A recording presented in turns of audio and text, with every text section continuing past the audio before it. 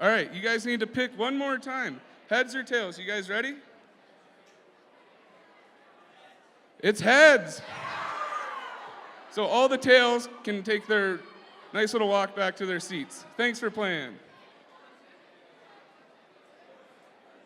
All righty. You guys, you made it this far. You guys are good choices. Made good, very good choices.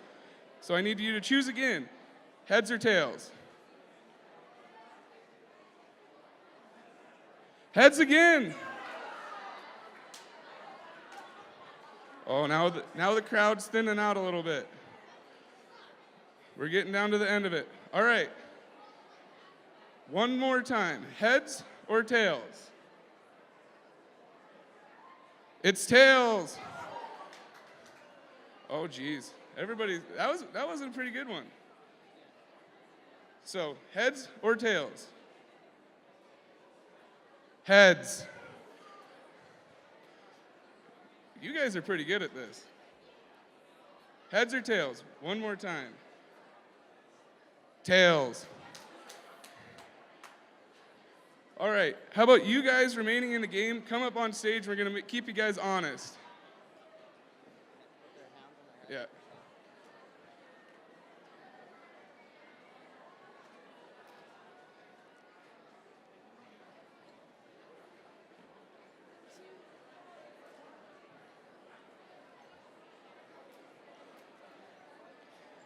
Alrighty, guys, we're gonna keep you honest here. So if you're gonna choose heads, you have to put your hand on your head. If you're gonna choose tails, you have to put your hands on your tail. All right, so make your choice. Heads or tails, what's it gonna be? Oh, there we go. It's tails. Alrighty, we're gonna go one more time. Heads or tails?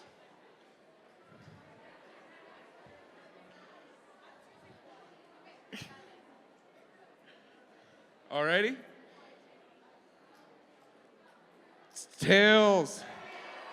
All right, congratulations, you two. We got some free AGRs. Oh, okay. We're gonna go first and second place. So we're gonna let the lady choose, heads or tails. All right, she's heads, so you get the tails. It's tails. But don't worry, you both get some nice AGR swag. There you go. Congratulations, guys. Okay, before we keep going on with pre-session here, we'd just like to make a couple of announcements. First of all, please stay off the Wi-Fi while you're in here, so turn your phones into airplane mode. This is to really help out the tech booth back there to make sure this convention and this session just keeps going smoothly. Up next, could we get Tori Peak, Wyatt Day, and the Roundup Girls to the backstage, please? And right now, Michael's going to continue on with pre-session here. What are we doing now? Birthdays. How do you say this name again? Cyber? Cyber? Yeah.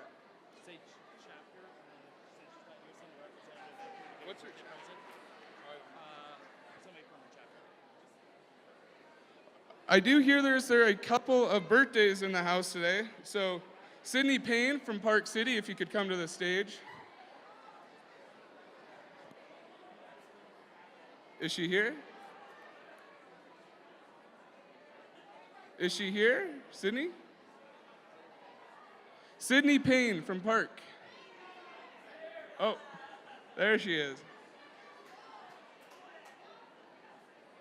And Deanne Steiber, she's not here, but if I could have somebody from her chapter come up here and get her birthday gift for her, that would be nice as well. Deanne Steiber.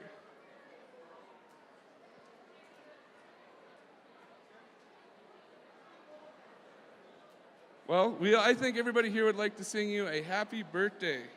So, happy birthday. Happy birthday to you. Happy birthday, dear Sydney. Happy birthday to you. Happy birthday. Get a nice birthday gift.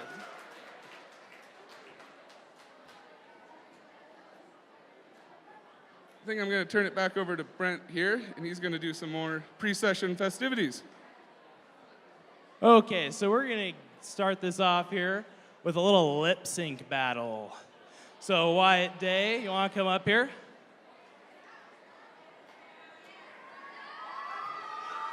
Wyatt, you wanna tell us what chapter you're from? I'm from the Victor FFA chapter. Oh, and Wyatt, what song are you gonna be doing for us today? I will be doing Shake It Off by Taylor Swift. Oh, I hit it.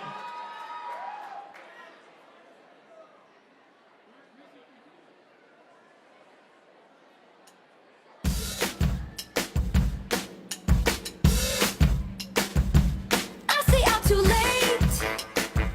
Got nothing in my brain. That's what people say. That's what people say. I go on too many dates, but I can't make them stay. At least that's what people say. That's what people say. But I keep cruising. Can't stop, won't stop moving. It's like I got this music in my mind saying it's gonna be alright. 'Cause the player's gonna play.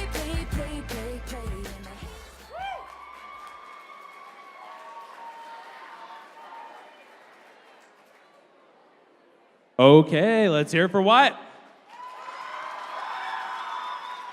Now let's come up here with Tori Peak. Tori, what chapter are you from? Joliet. And there's the Joliet FFA chapter. Oh, wait, what song are you gonna be doing today, Tori? I'm doing Party in the USA by Miley Cyrus. Okay, Todd, you think you can get that going here? Okay, here you go. Thank you.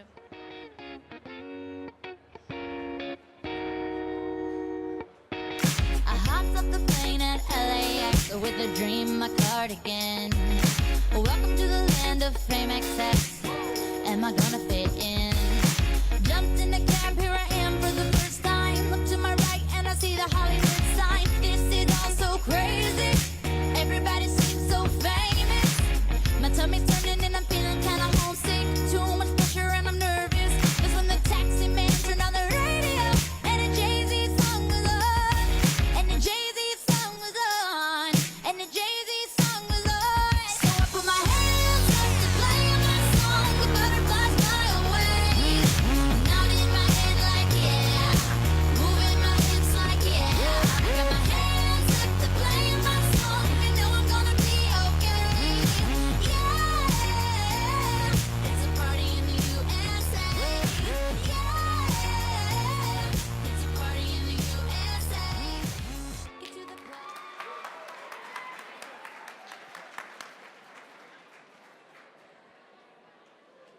Okay, how was that, everyone? Okay, and to finish it off, we got some members from the Roundup FFA chapter. Can you come up here on stage, girls? Boys? So what's everybody's names here? We're the Blonde Squad. How about individual names? Rebecca, Michaela. Taya, Okay, let's hear it from what song you got girls doing today? Fergalicious by Fergie. Well, let's hear it up for them, everyone. Shut it off, shut it off.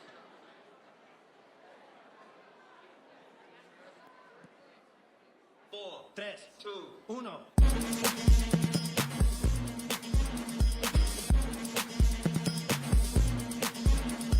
Listen up, y'all, cause this is it. The beat that I'm banging is delicious. Fergalicious definition make them boys go loco. They want my treasures so they get their pleasures from my boat. So you can see me, you can't squeeze me. I ain't easy, I ain't sleazy. I got reasons why I tease them. Boys just come and go like seasons. Fergalicious.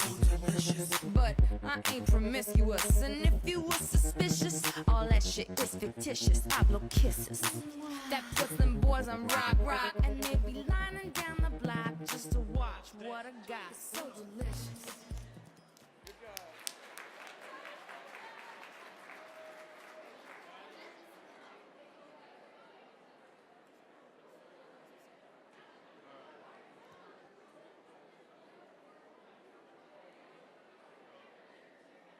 Okay, now that we've gone through that, how about for the part I think everybody in here can enjoy? Boys, let's start throwing out some free stuff.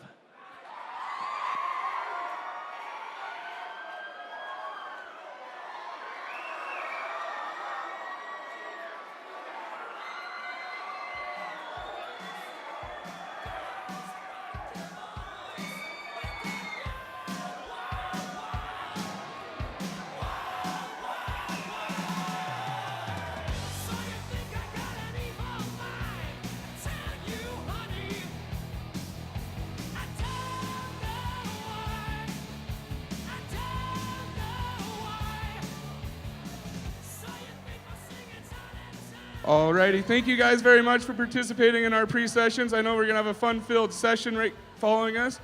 As behalf of Alpha Gamma Rho, we want to thank you guys all for being here tonight, and hope you guys have a fun rest of your state convention. Thank you guys.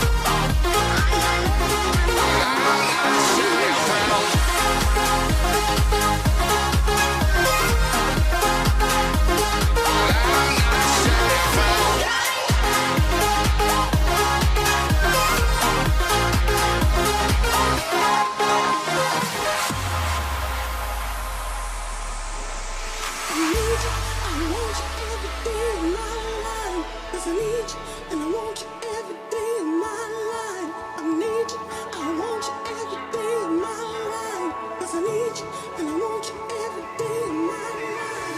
Girl, put your love on me, 'cause I won't let you down. I won't let you down. I will be singing. Girl, put your love on me. I feel it all around. I feel it all around. I will be singing. Moving, yeah, we've been here before. Who we fooling? What are we waiting for? 'Cause I'm moving, yeah, we've been here before. Who we fooling? What are we waiting for? If the stars don't shine, yeah, if the moon came down tonight, I would be there no matter what. I wanna be the one to make you fall in love. Baby, I need you, you make you fall in love. Baby, I need you,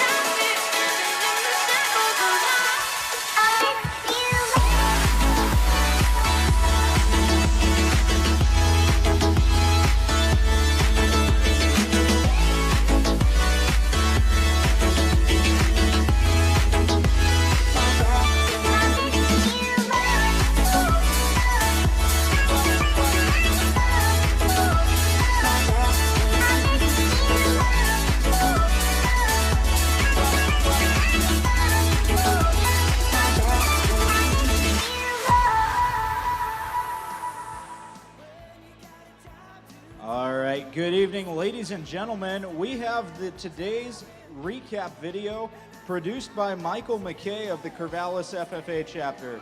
Please turn your attentions to the screen.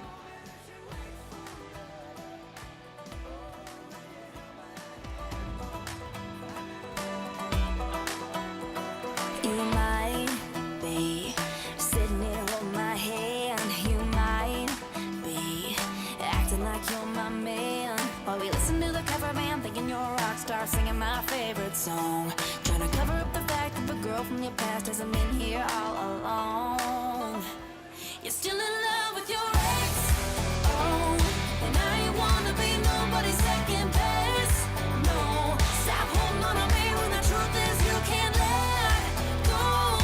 I think we both know.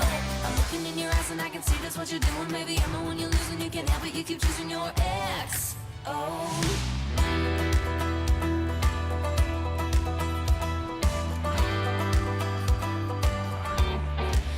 Well, I might be platinum blonde, but I ain't dumb, baby. I see you're here with me, but you ain't moved on. I'm sitting in the middle of a flame still burning, and boy, I ain't your match. You can stop all the pretending, 'cause when this night's ending, you're still gonna want her back. You're still in love with your ex. Oh, and now you wanna be nobody's second best. No, stop holding on to me when the truth is you can't let go. I think we both know. I'm looking in your eyes and I can see just what you're doing. Maybe I'm the one you're losing. You can't help it, you keep choosing your ex. Oh.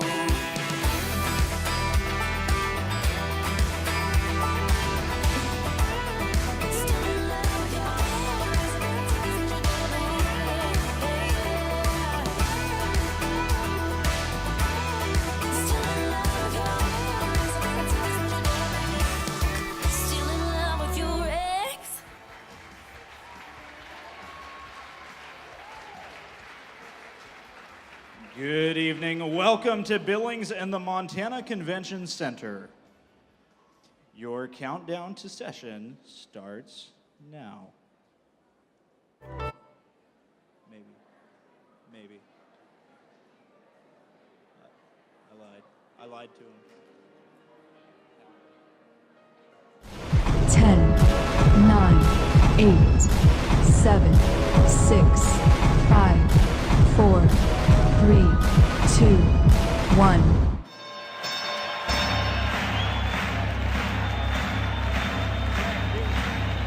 Ladies and gentlemen, welcome to the main event.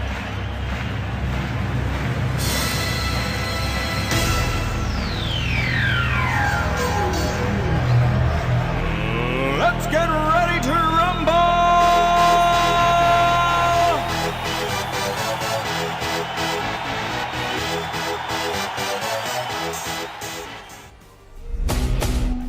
Ladies and gentlemen, please rise and welcome your 2017-2018 Montana FFA State Officer Team.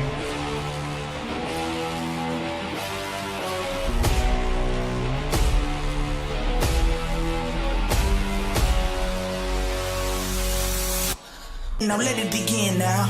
Your state parliamentarian from the Moore FFA chapter, Jessica Horn. Get loud for me.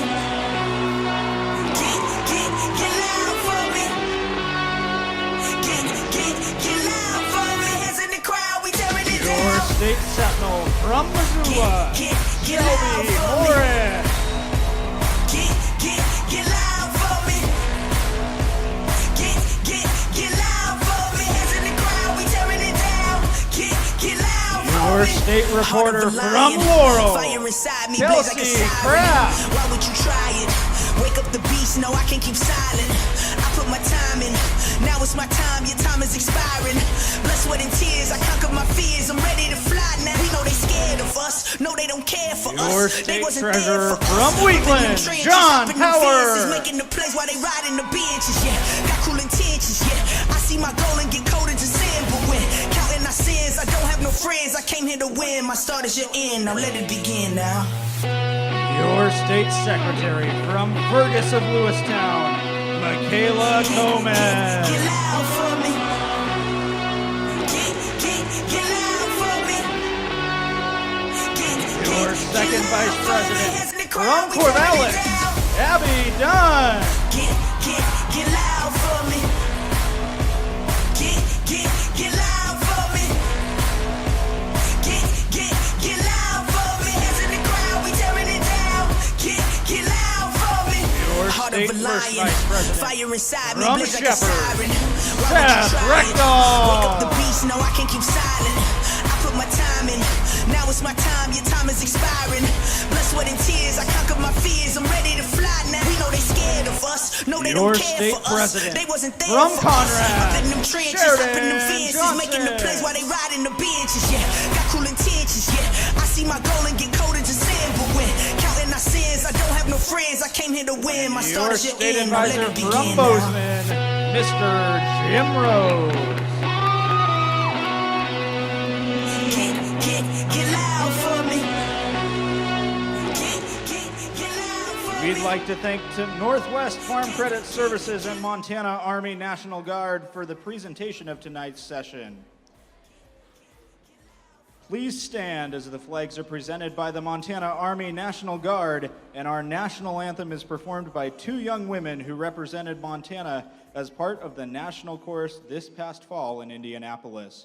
I introduce to you Miss Carly Blanchard from the Colstrip FFA chapter and Jerica Brusick from the Park City FFA chapter to sing the national anthem.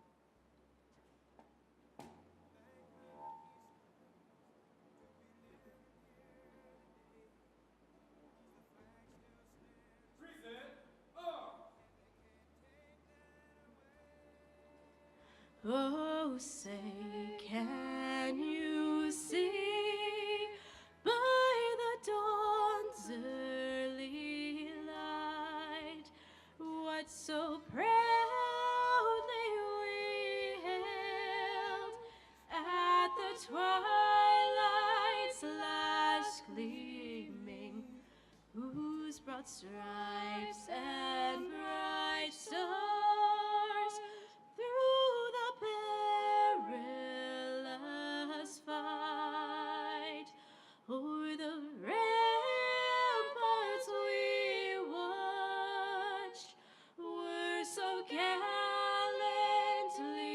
streaming, and the rocket's red glare, the bombs bursting in air, gave proof through the night that our flag was still there.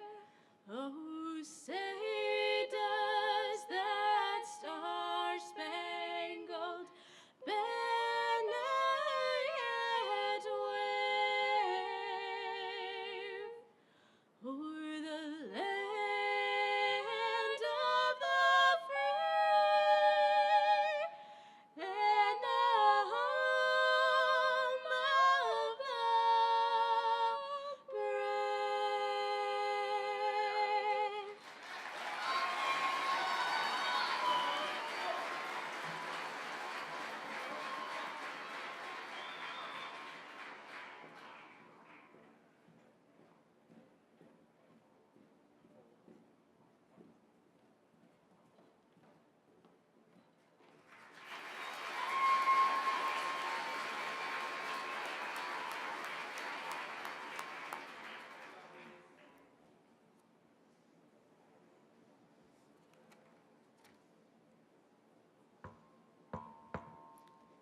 The convention hall will come to order.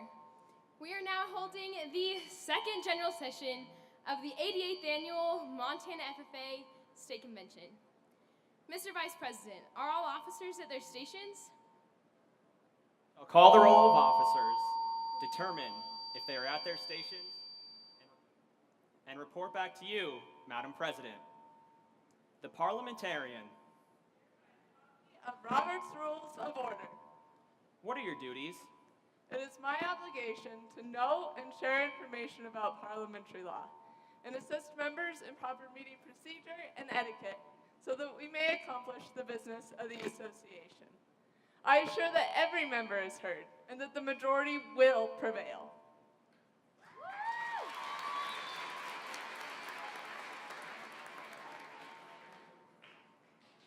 The Sentinel.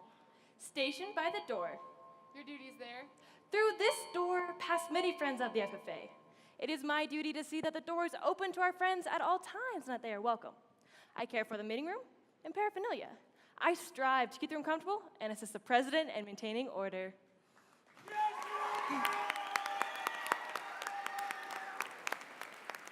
The reporter. The reporter is stationed by the flag. Why by the flag? As the flag covers the United States of America, so I strive to inform the people in order that every man, woman, and child may know that the FFA is a national organization that reaches from the state of Alaska to the Virgin Islands and from the state of Maine to Hawaii.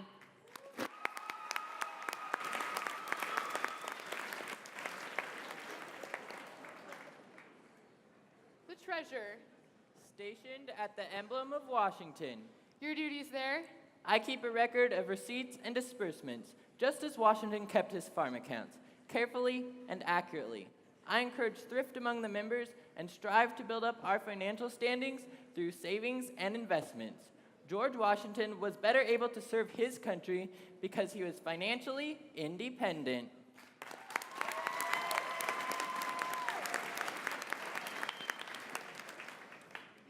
The secretary. Stationed by the ear of corn. Your duties there? I keep an accurate record of all meetings and correspond with other secretaries wherever corn is grown and FFA members meet.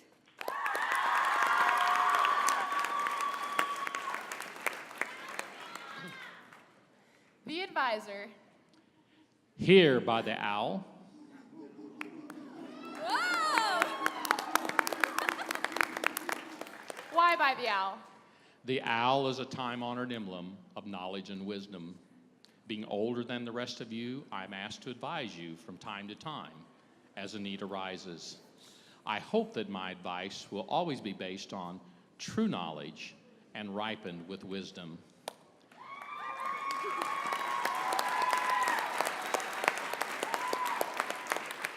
Madam Vice President, why do you keep a plow at your station? The plow is a symbol of labor and tillage of the soil. Without labor, neither knowledge nor wisdom can accomplish much. My duties require me to assist at all times in directing the work of our organization. I preside over meetings in the absence of our president, whose place is beneath the rising sun.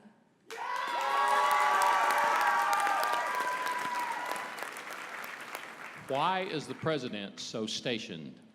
The rising sun is the token of a new era in agriculture. If we will follow the leadership of our president, we shall be led out of the darkness of selfishness and into the glorious sunlight of brotherhood and cooperation.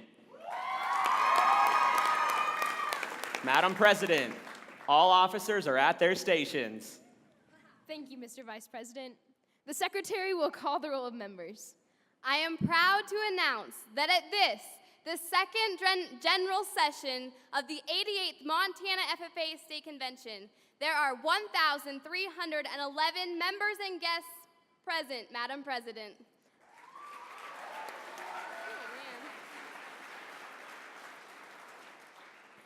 Thank you. FFA members, why are we here?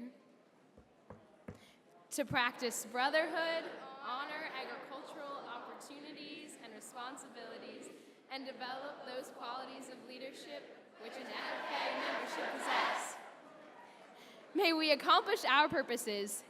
I now declare this, the second general session of the 88th Annual Montana FFA State Convention, duly open for the transaction of business or attention to any matters which may properly be presented.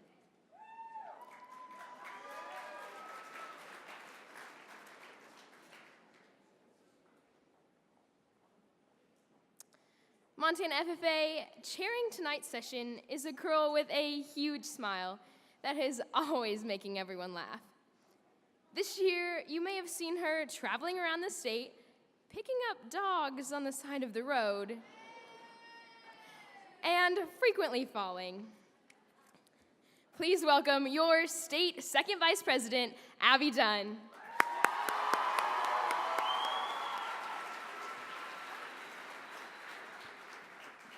Hey guys, well, we all know I can't do this alone. Co-chairing tonight's session is a guy who may seem kind of quiet at first, but will roast you without second thought. However, despite his sassiness, he is someone who truly lives to serve. Since there are only two boys on our team, it probably isn't that hard for you to narrow it down. Please help welcome to the stage your state treasurer, Mr. John Power.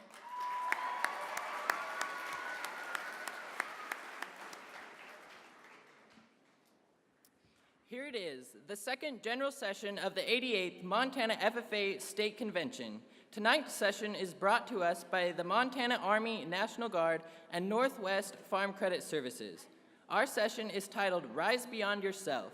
As we participate in this evening's activities, we ask that you try to keep tonight's session theme in mind as we recognize our amazing sponsors, as well as our FFA students who have committed to serving our country in the military. These individuals exemplify service and truly know how to rise beyond themselves.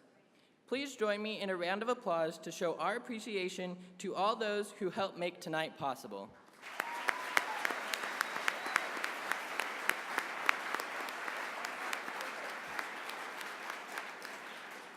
Finally, we will hear the retiring addresses from your State Sentinel, Shelby Morris, and your State Secretary, Michaela Gomez.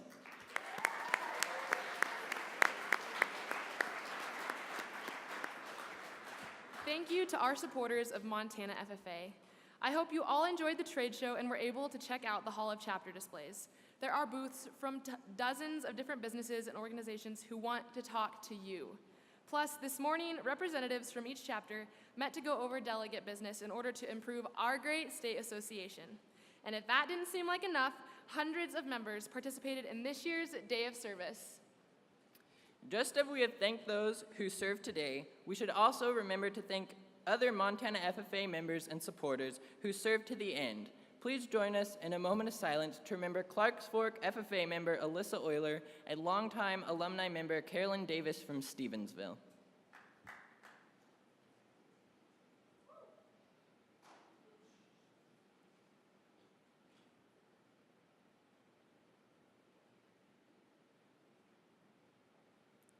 Now we would like to welcome one of our United States Senators, Mr. John Tester, to give a greeting from Washington, D.C., and to welcome you all to tonight's session.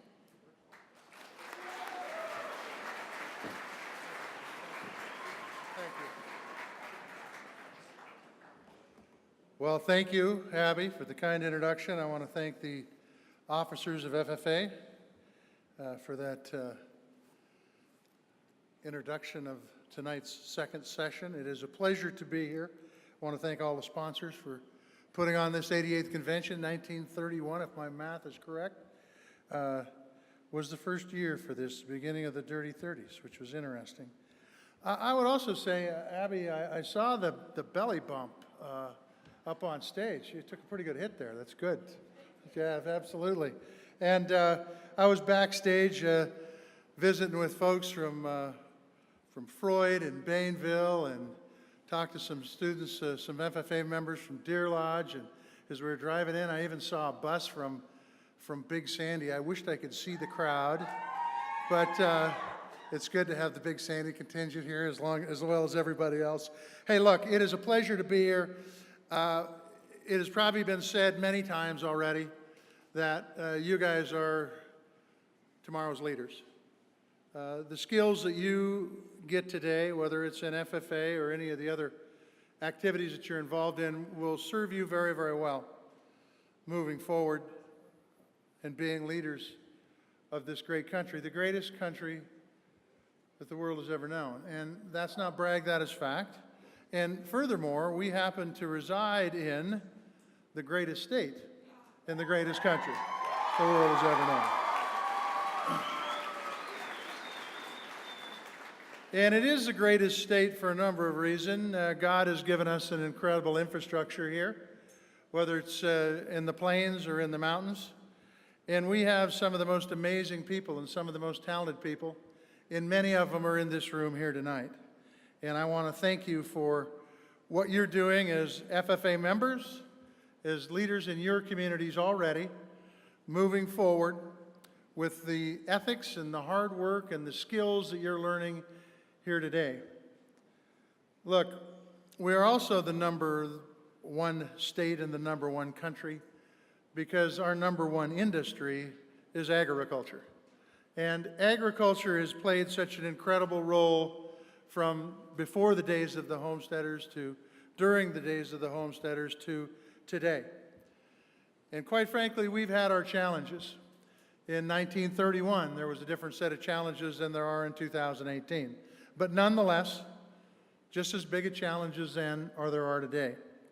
Is I look at my operation 12 miles west of Big Sandy, and I think back when I was your age, and by the way, I determined that I wanted to be involved in agriculture when I was 8 years old. And that's what I wanted to do. And I will tell you, my folks told me things like, gosh, you sure you want to do this? I mean, you could do just about anything you want because the mine's a great thing. And I said, no. I love the land, I love livestock, I love growing crops, I love the connection with that soil, and I was very fortunate. I was fortunate because just by the luck of the gene pool, I ended up being the grandson of two homesteaders, my grandmother and my grandfather. And my wife, Charlotte, and I farm that land today. And there are plenty of challenges out there. There are plenty of challenges every day that come down the pipe. Where you come in as high school students soon to be going to college or in the work sector or maybe going to the military, where you come in is to be able to look at the world from a different perspective than what I look at it from. A perspective where There is the opportunity. It's all of what you make of it. And it's absolutely true today as it was when I was a kid, as it was in 1931, it was in 1915 when my grandparents patented our place. So it's critically important. So we talk about things like consolidation in the marketplace and how when you haul your cattle to market or you haul your grain to market, there's not enough competition in that. Those are serious concerns. But with every problem, there's an opportunity, and that's where you come in. So if you look at the marketplace and you say, you know what, there needs to be more competition, you can change that. And you can change it by starting today with the skills that you've learned in FFA. If you look out there and you say, you know what, and this is a fact, prices are down, input costs went up over the 6 years that we had from about 2008 to 2014, which were pretty darn good years in production agriculture. Those input costs went up during that period of time. They stayed up. Now the prices have dropped off. Well, we can do something about that. It takes ingenuity, and it takes ingenuity of the next generation of folks who are going to be involved in agriculture, whether it's in the farming, the production agriculture standpoint, or whether it's supplying inputs, or providing markets, or adding value, or whatever it might be. The opportunities are unlimited.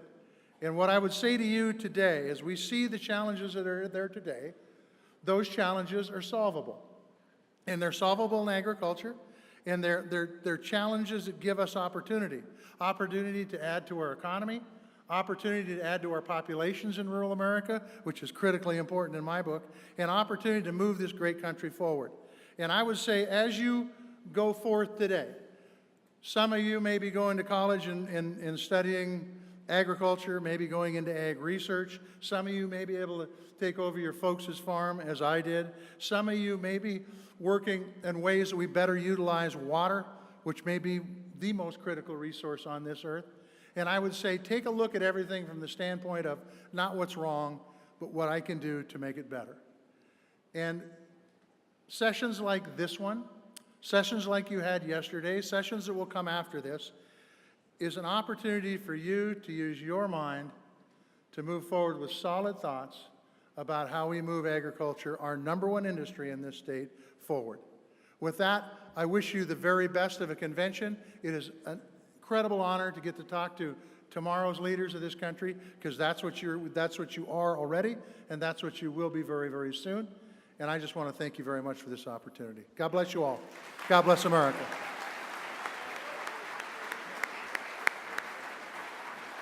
Thank you, Senator Tester, for your dedicated service representing our great state in Washington.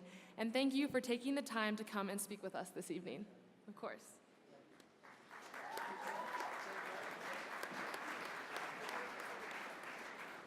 Now, at this time, I would like to invite any juniors or seniors who have enlisted in any branch of the military to quietly make their way backstage on your right. We would like to introduce to you one of our second General Session co-sponsors, the Montana Army National Guard. Montana Army National Guard has been a key supporter of Montana FFA for several years, and we appreciate their dedication and support to the future leaders of Montana. As we rise beyond ourselves, we look at a group of individuals who truly live to serve. Please welcome to the stage Personnel NCO John Springer from the Army National Guard.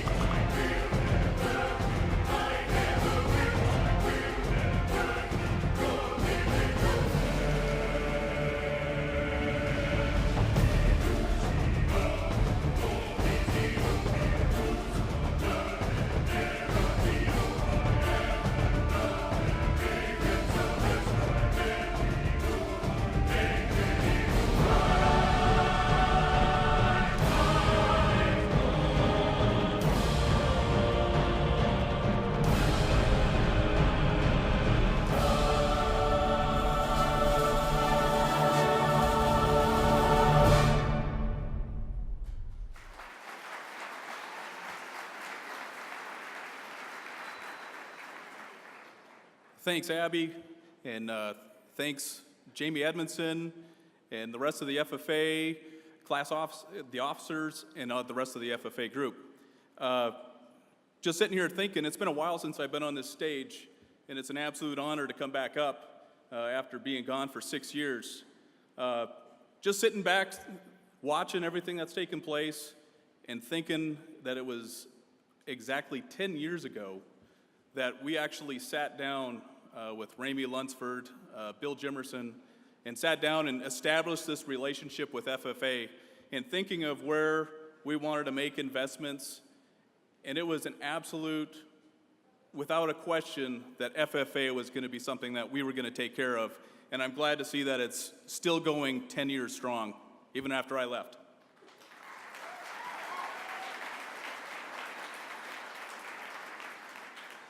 So tonight, when selecting a guest speaker, it was pretty easy. We had this new guy that ended up coming on full time with us and got transferred down to Billings. As you a lot of you already know, I got transferred down to Billings also. And so this is now where I'm living. And so I'm going to introduce to you a guy that is also rooted in Montana and did get rooted in agriculture himself. So I'm going to introduce to you to First Lieutenant Jonathan Kennaway. He was born and raised in central Montana, going to school in Great Falls. He spent most of his summers and school breaks on the family ranch north of Cut Bank on the Milk River. In August of 2000, he enlisted in the United States Marine Corps as a heavy equipment mechanic. After completing his training, he deployed for Operation Noble Eagle in Iraq, then a second deployment in support of Operation Enduring Freedom in Afghanistan, and then a third deployment in support of Operation Bright Star in Egypt. After serving honorably, he left the Marine Corps to come back to Montana and complete college at the University of Montana in Missoula. He received a degree in political science with an emphasis in public administration and minors in economics and international development studies. After completing college, he joined the Montana Army National Guard as a tanker in Charlie Company, 1st of the 163rd. Shortly after he came into the Guard, he got accepted to Officer Candidate School, where after 18 months of training, he was commissioned as a second lieutenant in the Quartermaster branch.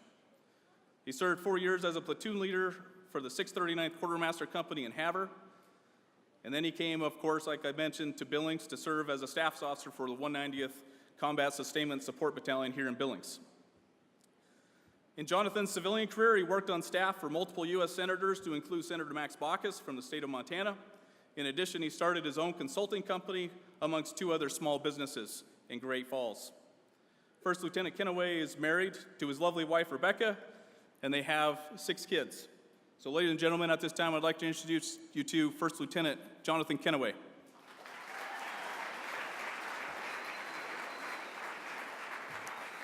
Thank you, John. Thank you, FFA members, the staff here. Everybody has been great. Appreciate these. Wow, these lights are bright. You cannot see anybody out in that crowd right now. When he puts it all together like that, with my history, it sounds kind of impressive, but that's over quite a long span. So take that. I'm not that impressive. So with that, ladies and gentlemen, good evening. Thank you for inviting the Montana Army National Guard to attend the 2018 FFA convention and allowing me a few minutes to address your convention. My name is First Lieutenant Jonathan Kennaway, as already stated. It is truly a pleasure to be among tomorrow's leaders. When I say it is a pleasure to be among tomorrow's leaders, I truly mean that. At a young age, you are already stepping up and working for what you believe in. That is what a leader is and does. In the FFA Creed, it states, I believe in leadership from ourselves and respect from others. I believe in my ability to work efficiently and to think clearly. With such knowledge and skill as I can secure, and in the ability of progressive agriculturists to serve our own and public interest in producing and marketing our product of our toil. The very words leadership is at the forefront of your FFA Creed. It is an important aspect of who you are as members. I ask you to consider, what is leadership? To me, a leader is a communicator, an individual with the ability to share their vision with those around them. A leader is passionate. Their leadership has a purpose, a goal they are dedicated to achieving through inspirational motivation. A leader is a teacher, as great leadership will result in empowerment of others to lead, take risks, and develop new skills. These traits and values of what I consider to be leadership are the exact principles that the FFA instills in the young women and men of Montana. Growing up on a small ranch on the Milk River here in Montana is where I learned how to be a leader, and some of the most valuable lessons in life that still guide me to this day. These values are what have gotten me where I am today, and I am only here and because of those values, and I'm half the person I am without them. The Montana FFA shares many values with the Montana Army National Guard. The FFA operates in communities across Montana, while the Montana Army National Guard is located in 28 communities and has members from all 56 counties. We seek leadership qualities and the focus of service to our communities that are developed in the FFA members through the educational and vocational opportunities. I want to thank each and every one of you in this room for your commitment to bettering your community and this great nation. As many of you know, agriculture is the foundation of our great country. The nation would not be the world's strongest military force without you. Stated in another section of your FFA creed I could not agree more with, I believe that American agriculture can and will hold true to the best traditions of our national life, and that I can exert an influence in my home and community which will stand solid for the part in that inspiring task. I work with many young adults in my position as a staff officer for the 190th Combat Sustainment Support Battalion. The young men and women that I have met and worked with give me great faith in the youth of America. I would like anyone in the crowd who has served or is serving to stand up. I would like to give each of them a round of applause for their sacrifices and their services to this great country. I'm trusting that you're standing now because I cannot see you. So,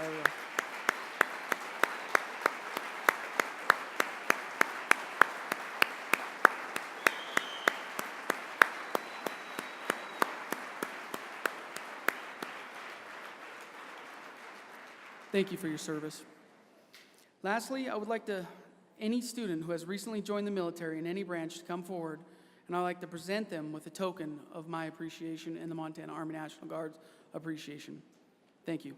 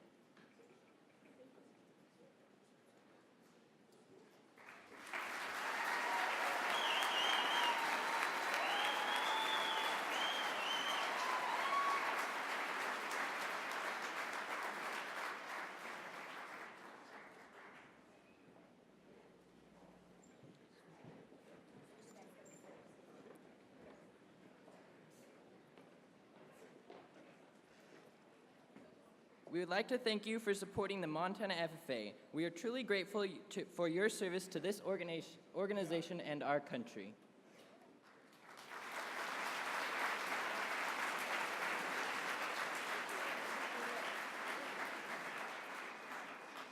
FFA shows us our potential to be successful in careers in business, science and technology, education, politics, and the military service. At this time, we would like to recognize those FFA members who are currently enlisted and or will be entering the military after graduation.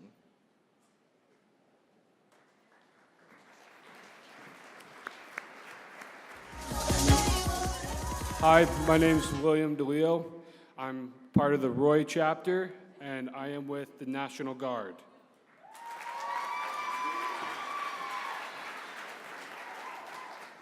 Sam Rockefeller, Park, United States Marine Corps. Trinity Boyd, Shields Valley FFA, United States Army.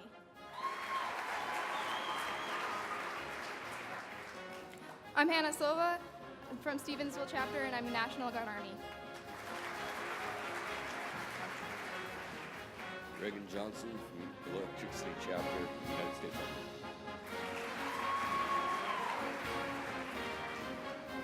Greg Allen from Weibo FFA, United States Army.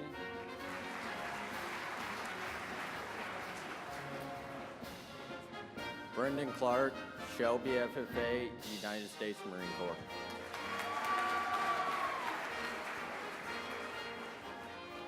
Alan Woodenleg, St. Labray, FFA, United States Marine Corps.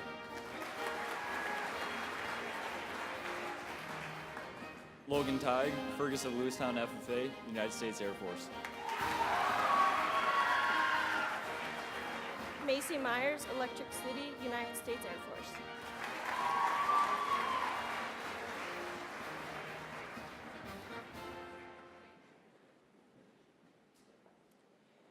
Without the dedication of those who are currently serving in the military or those who have spent time serving, we would not live with the freedom that we have today. We ask that those in the crowd who are active duty or retired military to please stand and be recognized.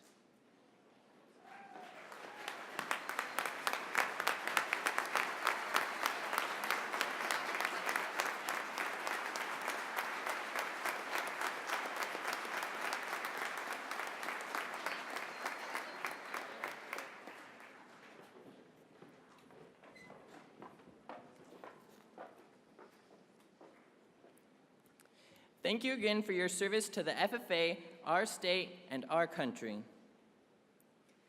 Now, at this time, we would like to welcome from our capital city of Helena, Montana's Deputy Superintendent from the Office of Public Instruction, Mr. Tim Tharp. Please help us in welcoming him to the stage.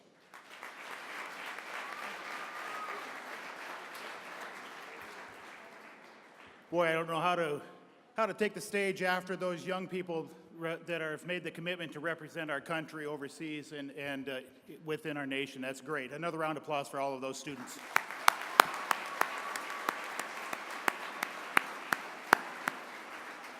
This is the third time I've been in Billings over the last month or so at the various CTSOs. I was at BPA, FCCLA, but I tell you, FFA fills this room and has more energy than anyone I've been at before. You guys are doing great.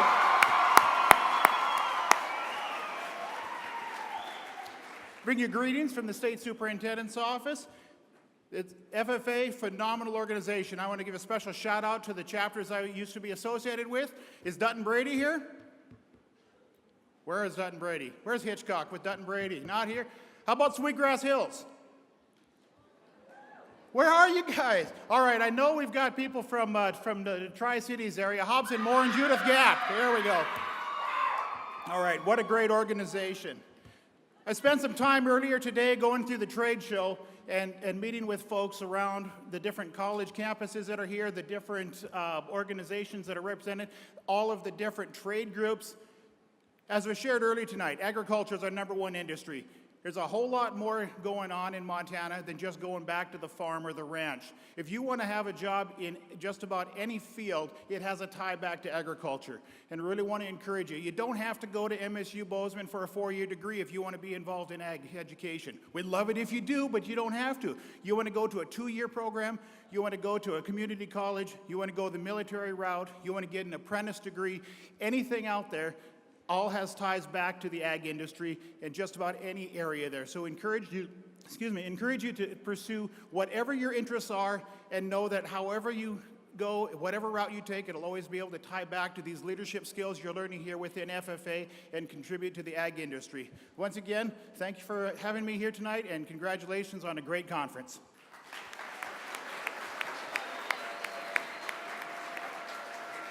Thank you, Mr. Tharp, for taking the time to speak with us and for serving our state as the Deputy Superintendent of Public Instruction.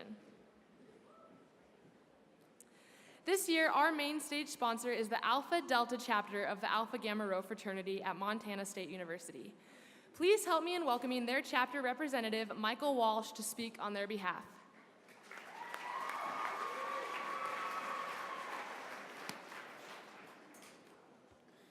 Greetings, members, advisor, guests. As she said, my name is Michael Walsh, and I'm the president of Alpha Gamma Rho fraternity at Montana State University in Bozeman.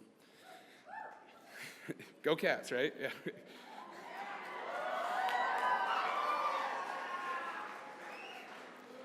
Alpha Gamma Rho is a social and professional organization based in agriculture that was founded over 100 years ago. The Alpha Delta chapter chartered at Montana State University in 1925. For 93 years, Alpha Delta has been living up to the Alpha Gamma Rho, to make better men. At Montana State, we pride ourselves in our commitment to this motto. Our members push each other to be the best they can each day.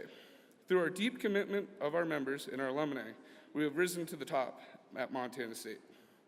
One of our largest traditions for the Alpha Delta chapter is our philanthropy. Our chapter has a great relationship with community organizations like Gallatin County YMCA. Our members volunteer countless hours in the Bozeman community as well as across the state. The Alpha Delta's biggest event each year is our annual Testicle Festival. Every year, we bring in a live band and fry up some Rocky Mountain oysters. We take the proceeds from TestiFest and donate it to organizations like Montana Farm Rescue, Montana Special Olympics, Montana 4-H Foundation, and of course, the Montana FFA Foundation.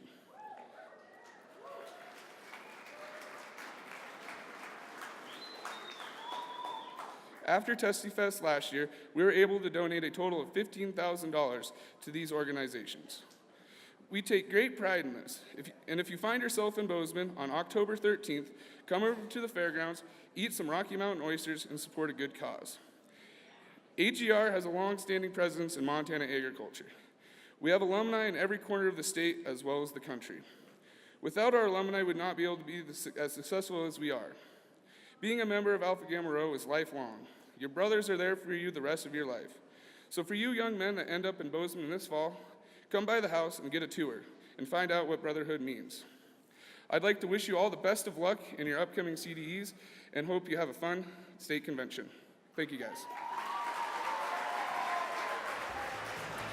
Thank you, Mike.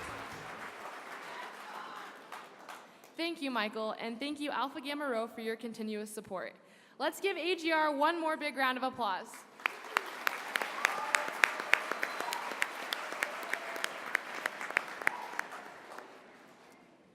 The Montana FFA Foundation works to build partnerships with individuals and companies to secure strong futures and positive experiences for FFA members.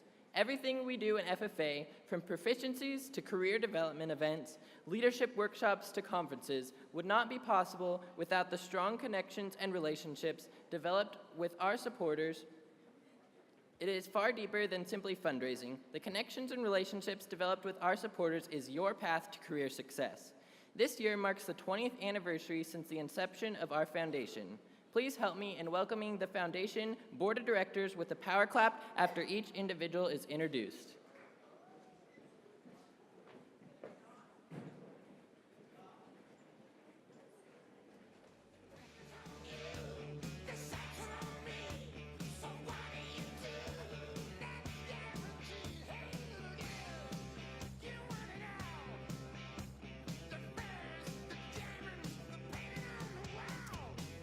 President Kurt Robbins. Vice President Bill Jimerson. Secretary Belinda Darlington. Treasurer Mark Sinard. Director Rick Miller. Director Jack Larson. Director Becky Nelson. Director Scott Aspenleiter. Director Jay Meyer. Foundation Executive Director Jamie Edmondson. Program and Events Manager Gwen Simonon. Donor Relations Coordinator Cody Boyce. Marketing Coordinator Trevor Motley. And Offense Coordinator Megan Brentsey. Thank you for your endless dedication to our association. Please give our foundation board and staff a round of applause for their selfless service to this organization.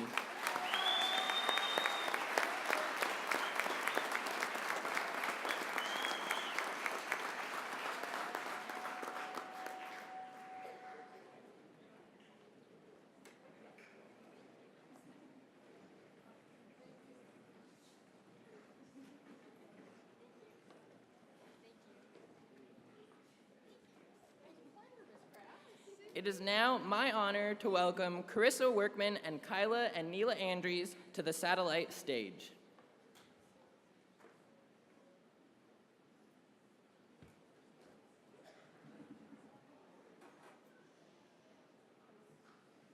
Good evening, everyone. We are so excited to be here tonight at your state FFA convention. I'm Carissa Workman, and with me are Kyla and Neela Andrews. And to get things started, we'd like to say a little bit about one of our friends, Shelby Morris. Shelby and I instantly became friends at freshman orientation 2 summers ago as we were trying to match our class schedules as close as possible for the fall. Together, we learned the ropes of college and figured out how to study for exams, especially after we didn't do so well on one, and afterwards decided that our best option was to go cut off our hair together. She convinced me that taking an indoor power cycling class would be fun, but we quickly learned it was just the opposite. Through the bad haircuts, terrifying exams, and grueling gym sessions, we always found laughter, and I'm so thankful we were able to share those experiences together. Hi, my name's Kyla Andrews, and I'm a member of the Missoula FFA chapter. I am so proud to be able to introduce my friend Shelby Morris for her retiring address. I met Shelby when I was in 8th grade, and in that time, I've learned that she was one of the most devoted and selfless people I've ever met. Shelby will help others tirelessly. I know this is first-handed. Shelby is always down for a Starbucks run or a life talk, no matter how late it is. I feel so blessed that I can call Shelby my role model and my friend. Casual daily Starbucks, FabFitFun boxes, new American Eagle jeans, and even the good cereal. Shelby is the definition of treat yourself. But she's also the definition of treating others the way that you would like to be treated. I've never met a more godly woman who puts the happiness of others at the forefront of everything she does. I mean, student teaching is cool and all, but I really miss being your roommate. You inspire me every day with your definitions of leadership, service, and love. We are so proud to introduce our best friend and your 2017-2018 State Sentinel, Shelby Morris.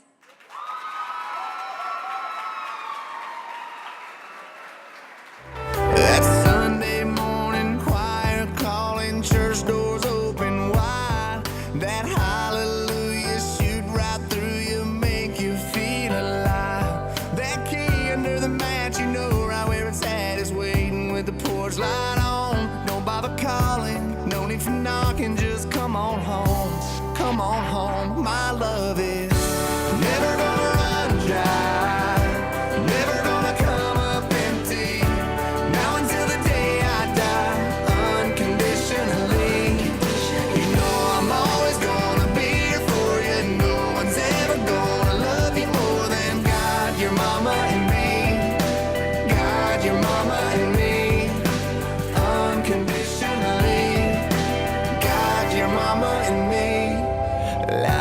Shotgun angels singing with the radio, praying with you every mile down.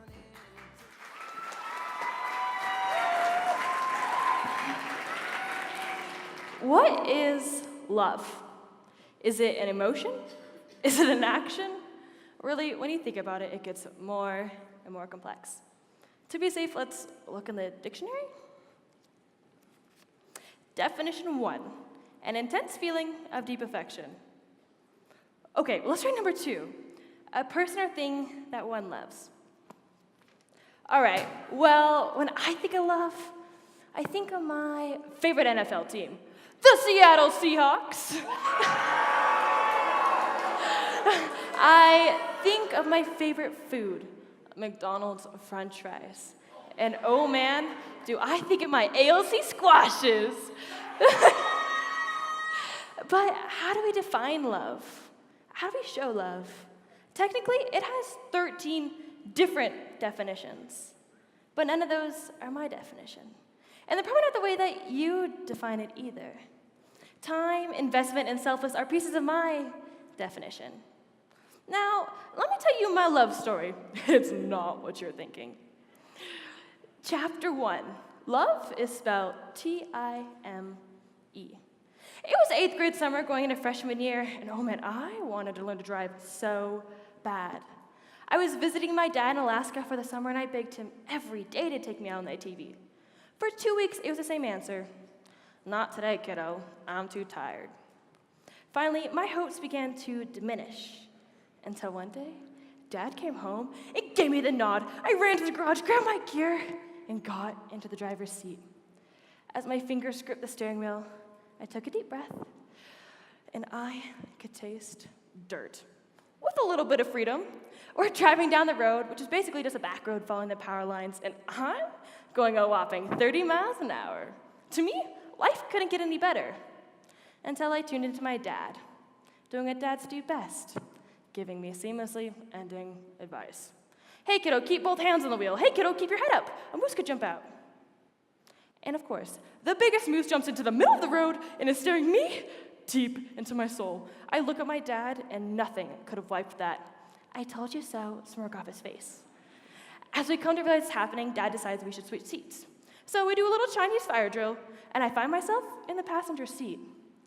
Before I know it, my father is chasing this moose down the road. Here we go, dodging trees and power lines, and honestly, at this point, I was expecting death to be right around the next corner. Finally, Dad stops, and he can't breathe because he's laughing so hard. Well, I'm doing quite the exact opposite. I look at him with the biggest glare, but my dad has a snort when he laughs, and it wasn't too long before we were both laughing so hard, tears were streaming down our faces. If Dad hadn't have come home and said yes that day, we would have never been able to experience that exact moment of pure and raw joy from each other's company. See, the way that you spell love is not the way I do. I spell love Time. My dad taught me that through spending time with others, I can show them my love. Are we texting at the dinner table instead of spending time with our family? Or maybe we're watching a little bit too much Netflix instead of hanging out with our friends or doing our homework. Hey, I'm guilty to all of these things.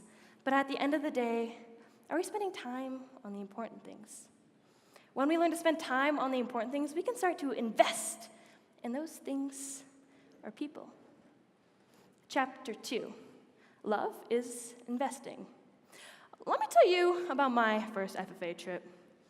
Yup, that was me, freshman year, and to say the least, I did not think FFA was the place for me. My ag teacher had bribed me into going to my first competition for a few extra credit points. But little did I know that on this day, I was gonna meet my best friend. So here we go. I went to the Missoula Ag Center on a Saturday in my jeans and my fox hoodie, and I began to board the bus. As I got onto the bus, I realized everyone's wearing this odd blue coat thing, and they all seemed to know each other. I was a weird girl with purple hair all over again. I moseyed to the back of the bus and suddenly had a desire for my seat to turn into quicksand as I slowly made myself invisible. I was really good at that. Then suddenly I felt a tap on my shoulder. It was a girl in a blue coat asking if she could sit down next to me. Being classic awkward Shelby, I said, yeah, and drew my attention right back to the ground. She sat down and started the conversation like any other person would. Hi, my name's Neela. What's yours? After we got over the awkward initial conversation, it began to get deeper. I asked what this FFA thing was, and she opened my eyes to endless opportunity this organization has. But in this moment, she also unlatched her heart into me.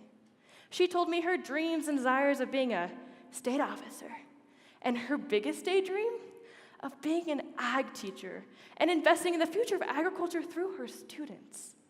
In this moment, I knew I want to invest in people like Neela had me.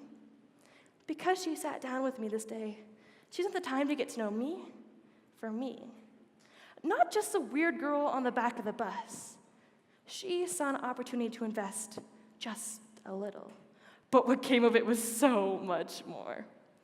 Neela taught me that investing your heart into people is a true key to unlocking our friendship. Are we investing our hearts, minds, and abilities in the right places? Are we taking our time to invest in showing our love to others? When we do this, this is when our love becomes selfless. Chapter 3, Love Equals Selfless. It was 8th grade of the day of my final volleyball tryout, where all I wanted to do was to get on the A team. Personally, it was a grueling and overextensive tryout, which left my legs feeling like noodles, and the court that I used to have an endless pool of pudding. I had been on the A team both my 6th and 7th grade years, and I was so nervous, wondering if I was gonna make it on the team again. After tryouts were officially over, all the girls from the previous A team were gonna get pedicures, except for me. At this point in time, I couldn't afford to go. As I walked home with my head down low, I was just thinking how sorry I was for myself. Finally, I got home, plopped myself on the couch, and began to binge watch TV, trying to avoid my inner feelings, until my mom came into the living room with a crock pot full of hot water and bubbles. She sat them down by my feet, began to scrub them with a loofah. The thing that I didn't realize is how selfish I am and how selfless my mother is. She was working 3 jobs just to pay the bills and had been on her feet since 5 a.m. working. How selfish of me to have my mom on her hands and knees when it should be quite the exact opposite. How many times do we sit and wallow in self-pity while others are helping us out, when really we should be the ones helping them? Why not? Why not take the time to invest in others and truly become selfless? Why not your love? These love stories have built the foundation of my love, but so have all of you. Sydney Payne taught me that through a simple smile, we can cheer up anyone's day. Brandon Shug taught me to say thank you to the little moments in life. Lydia Rasparsky showed me the true meaning of being a mentor. Joe Lackman taught me to get into the mindset for some healthy competition. Kyla Andrews taught me what a good conversation can do to the heart. And finally, Anna Slipka taught me to turn any bad day into a good one with a switch of mindset. See, love is not the dictionary definition. It's the foundation of the way you are, the way you care, the way you act, for me at least. But for me, love is spelled T-I-M-E. Love is investing, and love equals selfless. That's my love story. Montana FFA, what's your love story?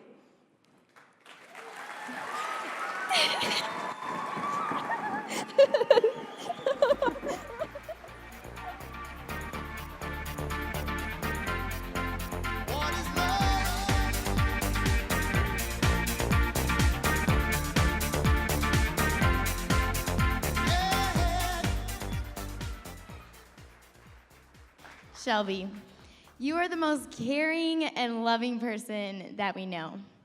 Your bubbly personality can make anyone's day brighter, especially when you do the moving finger guns. Thanks for always being there in times of need and always having a positive attitude. We can't imagine our team without you. Montana FFA, I present to you your 2017-2018 State Sentinel, Shelby Morris.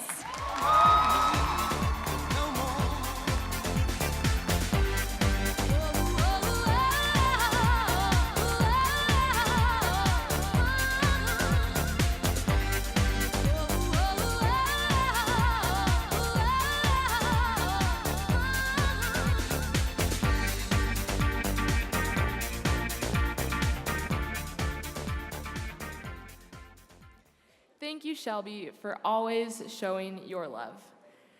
Now, there are many different ways to rise beyond ourselves, and our sponsors do exactly that. The sponsors of Montana FFA recognize the potential of our members, and we are so grateful for their service to us.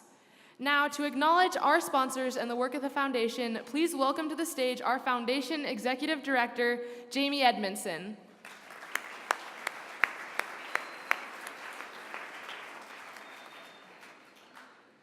Good evening. I want to thank you all for being here. We just had a very special evening over at our donor dinner and scholarship awards ceremony. So wanted to thank you for being here. 2018 marks the 20th anniversary of the FFA Foundation as we celebrate the many successes and stories of impact for our FFA members. We have seen significant growth in the 20 years, marked by accomplishments of supporting more FFA members every year as we work to advance ag education and leadership development at both the state and local level. The work we do is not only important to the foundation staff and the board, but to each and every one of our donors who invest their time and talents into each of you in this room this evening. The donors here with us tonight are passionate about your growth and success in FFA and in your life. We would not be able to do the support to each of you that we are able to do without the generous folks in this room this evening.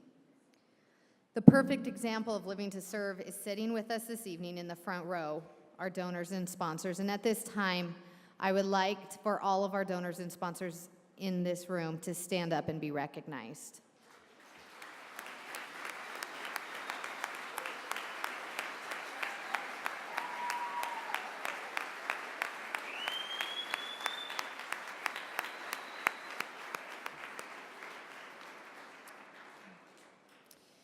You just heard from Shelby what love means to her, and I want to let you know that each of you are loved deeply by the foundation and our staff, board, and donors. I hope you know at a very heart, real level that it's more than dollars, it's more than opportunities, it's about your life. And thank you for allowing us to invest in your life, and thank you for these donors and the special people in our staff and board that are able to watch you grow. And it's because of the love that we have for each of you. As we conclude in thanking our donors, please direct your attention to the screens as we look back at the 20 years.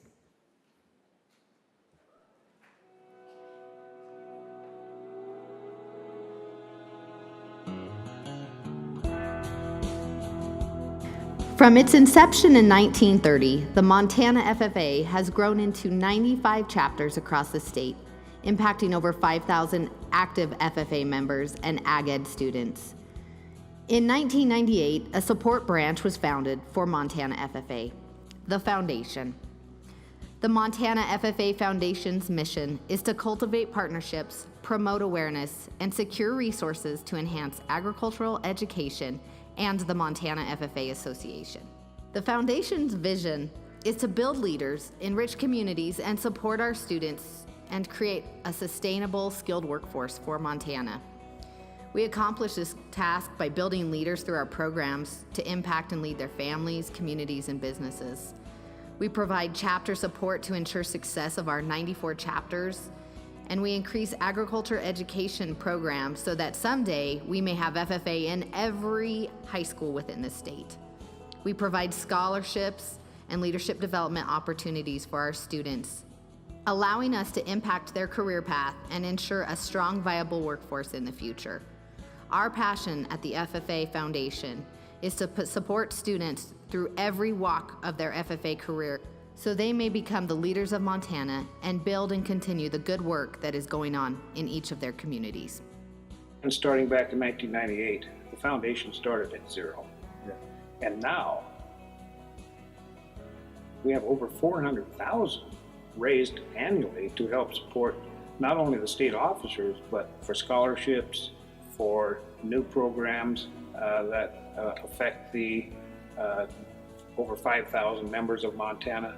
And so there's been the foundation has absolutely gone bonkers in support of FFA, which is, when I started teaching, one of the groups always said that the FFA stands for Father Farms Alone.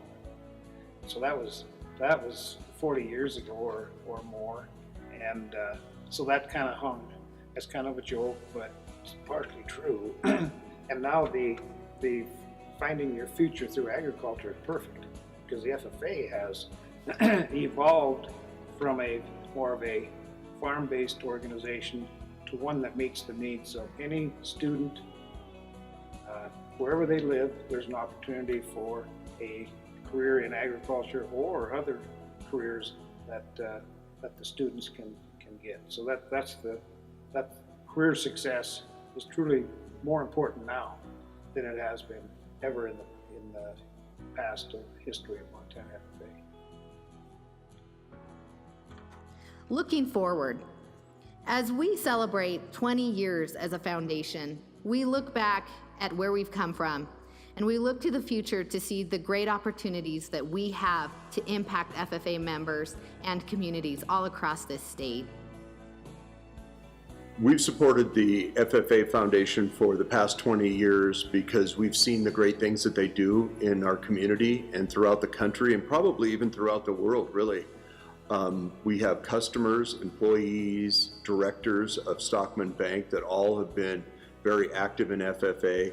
And matter of fact, several of the officers and executives, current executives of Stockman Bank, we were all involved with FFA and feel strongly with the beliefs and the goals and the leadership that it provides for our youth.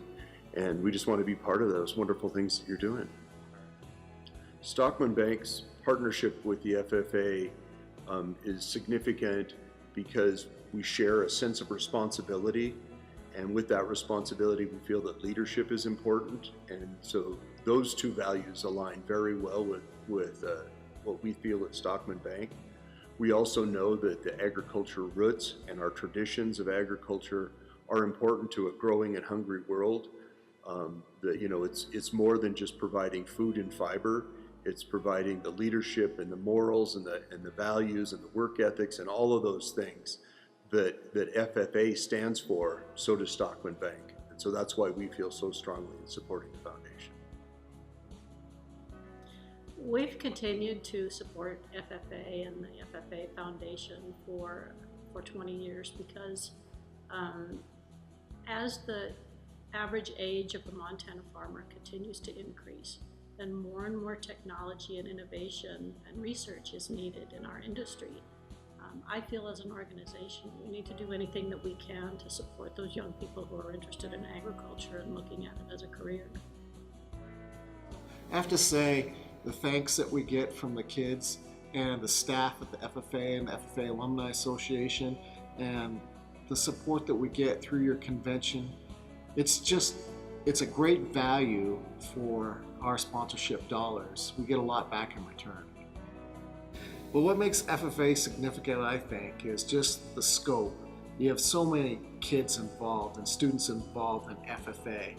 So the scope is huge. But also, we've seen the folks that go through the FFA program, where they're at when they're through and then when they get into college. And they're ideal for us, not only as county volunteers and leaders in our organization, but as I mentioned, as staff members as well. We can do more to help our students, and that's what we plan to do. The foundation has created a Leave a Legacy campaign that will work to support more students through scholarships, chapter support, and leadership development opportunities than any time in the foundation's history. And we know that it is possible because of the passion and the dedication of our donors, our stakeholders, our alumni, and our students.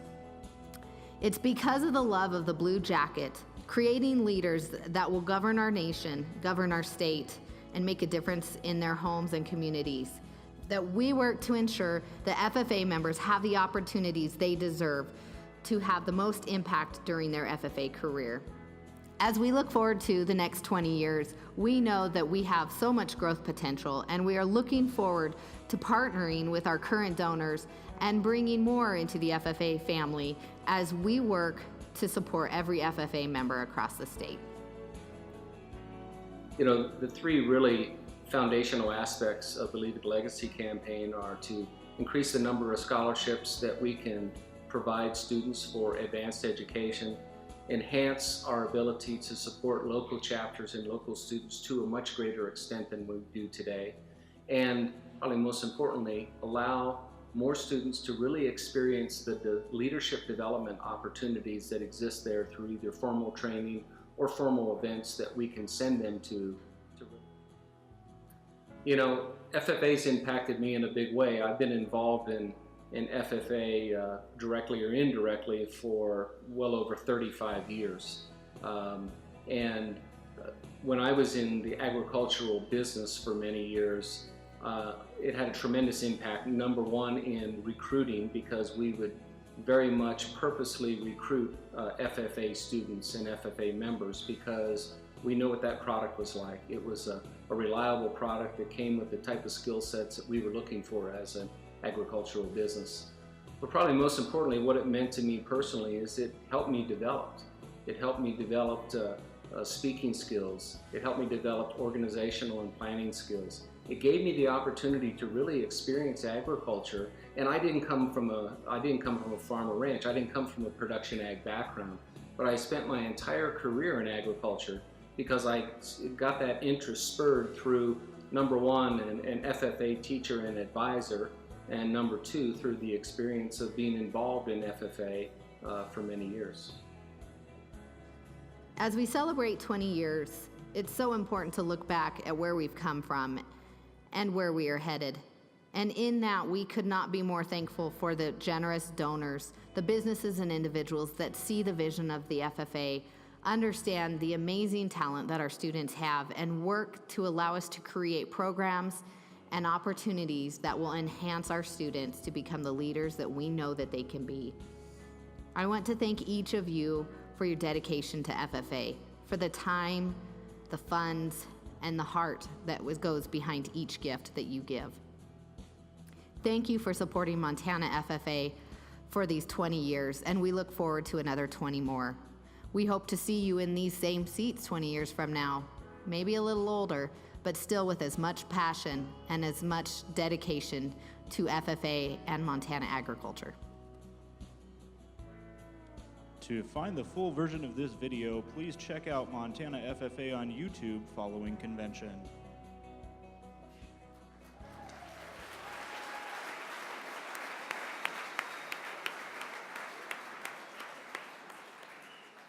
Thank you, Jamie, for your dedication and time spent working with Montana FFA and our sponsors.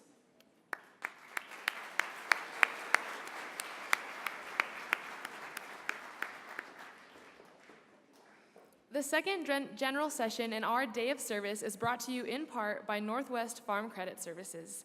Tonight we have with us Jessica Dury, who is one of the great supporters of Montana FFA. Please help me in welcoming her to the stage.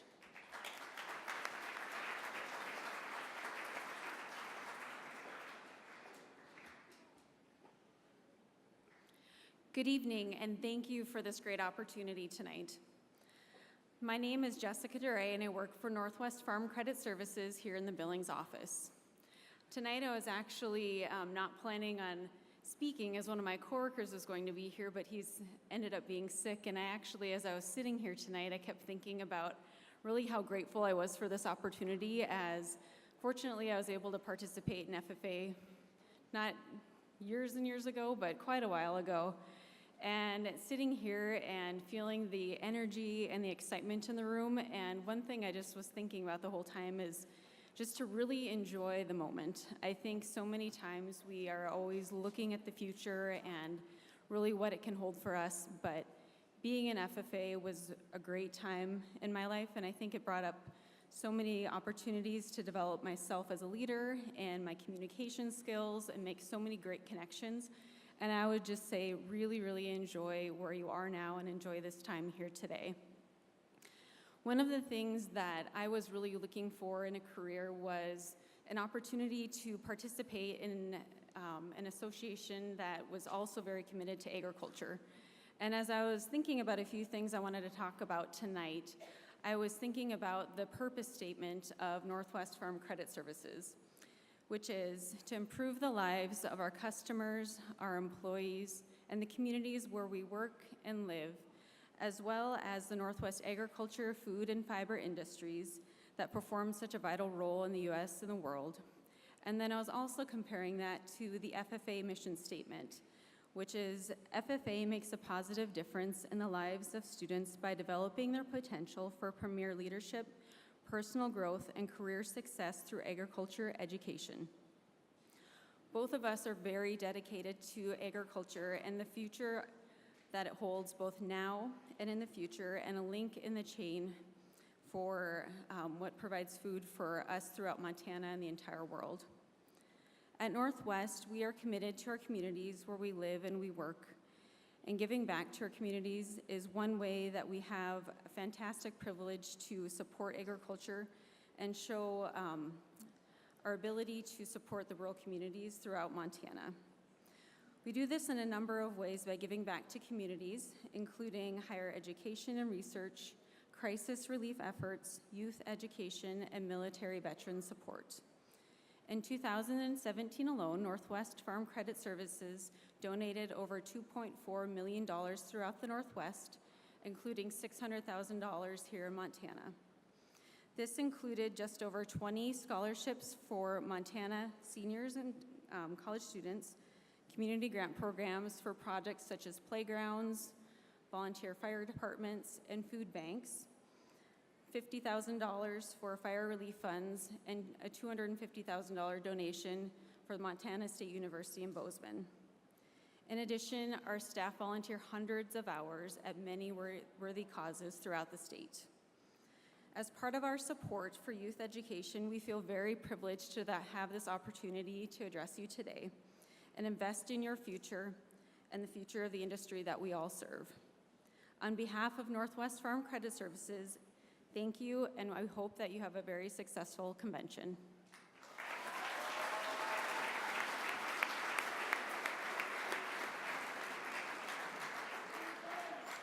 Thank you, Mr. A, and thank you, Northwest Farm Credit Services, for investing in the leaders of tomorrow. We appreciate all the sponsors who were able to join us tonight.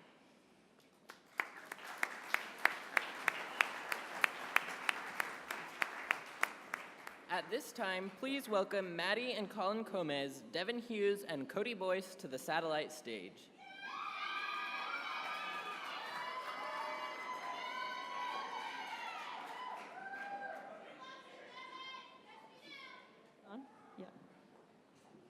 Hey everyone, we're so excited to be here to introduce to you one of our very best friends. I'm Cody Boyce.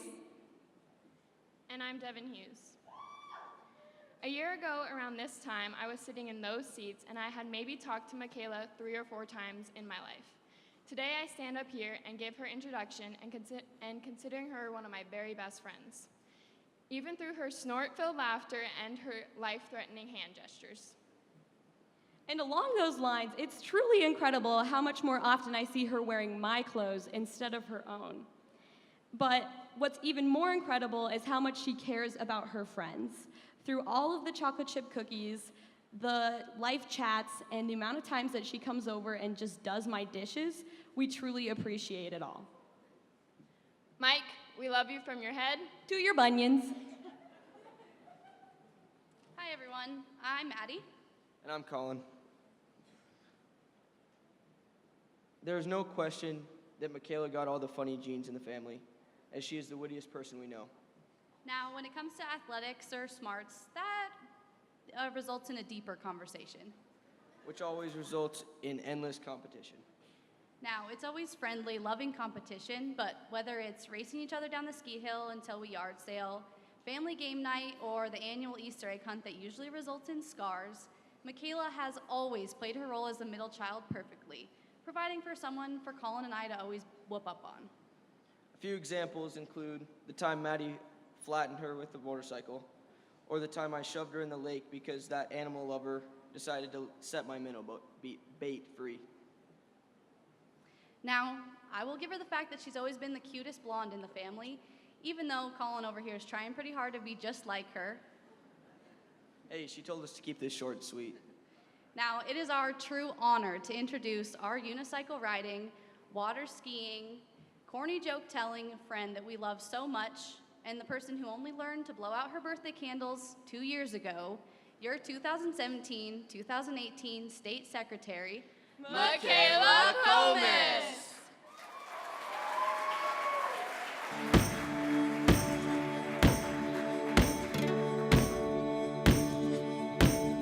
Dear life, I hope you know I've loved you every mile down this road.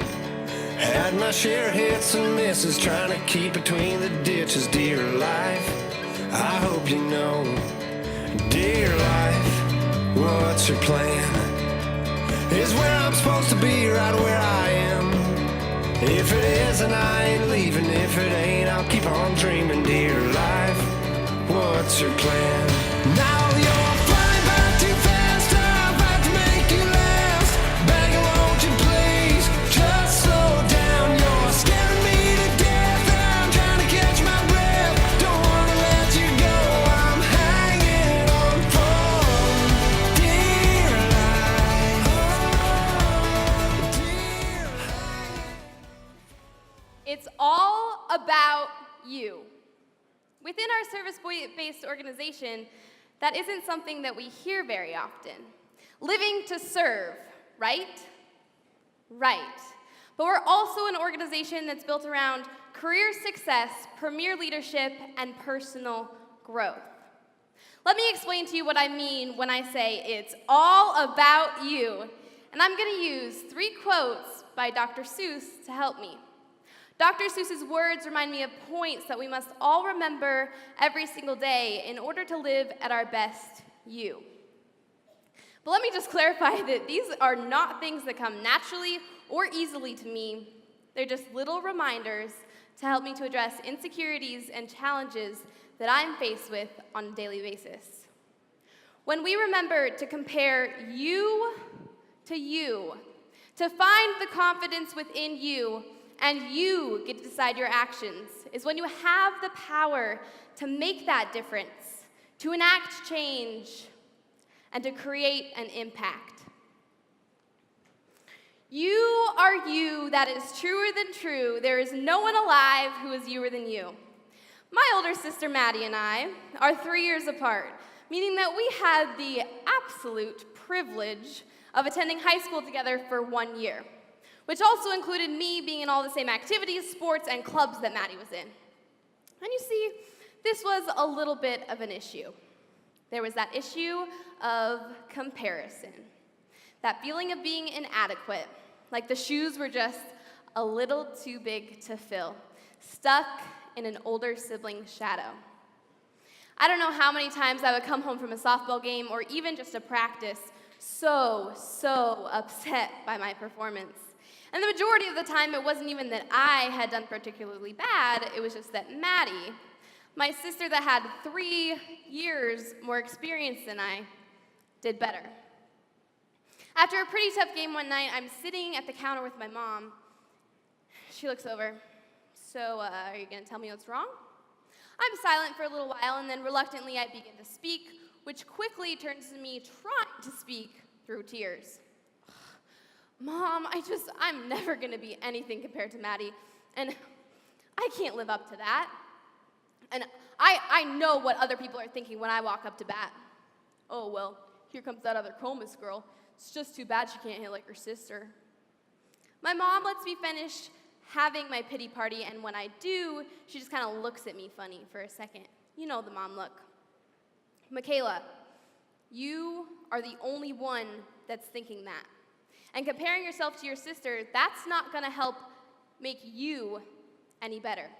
Maybe instead of focusing on how Maddie's a better hitter, appreciate that, and then focus on what you have to offer the team and work to make that better. Well played, Mother. I hate to say it, but at that moment, I wasn't suddenly enlightened and only able to focus on bettering myself. But that conversation has stuck with me. We must remember that it's a constant process to choose to focus on how we as individuals are growing, adapting, and becoming better ourselves, rather than to focus on how we fall short in comparison to others. We all know how easy it is to get caught up in the comparisons. I mean, look at the environment that we're living in. Our social media feeds are filled with filters, Photoshop, and impossible standards, but we must remember the reality of it. What good does comparing ourselves to others do? Comparing ourselves to others doesn't improve us in any way. Doesn't make us better athletes, better students, better livestock judges, and it doesn't make us better people. But when you compare you to you, it gives you the satisfaction to see how you as an individual are growing. It allows you to develop your strengths, to manage your weaknesses, and to share all that you are with others. Now, don't get me wrong, I understand this is so much easier said than done. but sometimes it's just a matter of knowing what you're made of. Always remember that you are braver than you believe, stronger than you seem, and smarter than you think. I love Harry Potter so much, and I hope that all of you have maybe read the books or at least watched the movies. One of my many favorite parts in the series was the chapter when Ron Weasley has his first Quidditch match. I'll fill those of you in that aren't as obsessed about HP as myself. The morning before Ron's first Quidditch match, he was an absolute nervous wreck, like me, literally 2 minutes ago. Harry, trying to be a good friend and hopefully give Ron a little extra confidence, plays a little trick on Ron, making him believe that he had spiked his juice with a liquid luck potion. And Ron, thinking he had the potion coursing through his veins, plays an amazing game. And as it turns out, Harry hadn't put anything in Ron's juice. Now, even though part of me is still waiting for my letter of acceptance to Hogwarts School of Witchcraft and Wizardry, I understand that this story comes from a made-up world.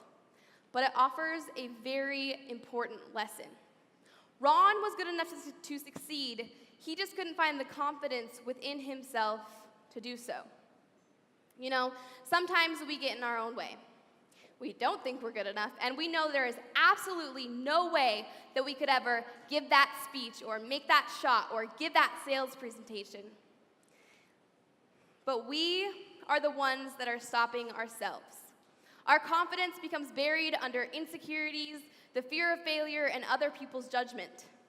As individuals, we can decide to not let the fear of failure and our insecurities control our lives. Have confidence in what you have to offer the world. And sometimes it may take a little extra help from others to find our confidence within, like in our Harry Potter story. But it just takes that spark to find the confidence within you.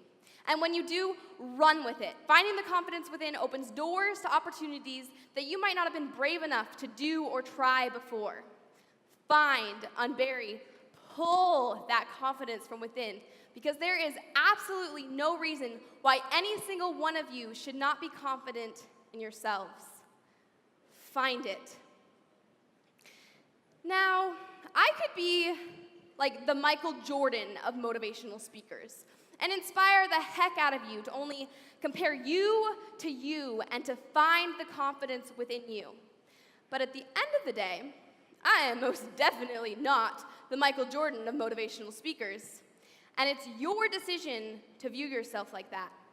You get to decide. My grandma was a pretty amazing lady. Some of my best memories were made with her over on the ranch collecting treasures behind the calving shed, doing gymnastics through her flower beds, eating the best strawberry pie with my siblings and cousins, climbing the willow trees in her backyard, much to her worry, and of course, playing dress-up with her Lancome makeup samples, clip-on earrings, and square dancing tutus. But one of the things that I love most about my grandma was that she always came to anything and everything that I was in. She and Grandpa came to my preschool graduation, piano recitals, sporting events, grade school music programs, even through the recorder playing. They came to award ceremonies, concerts, and Christmas programs. At about the end of my freshman year of high school, Grandma was diagnosed with multiple myeloma cancer.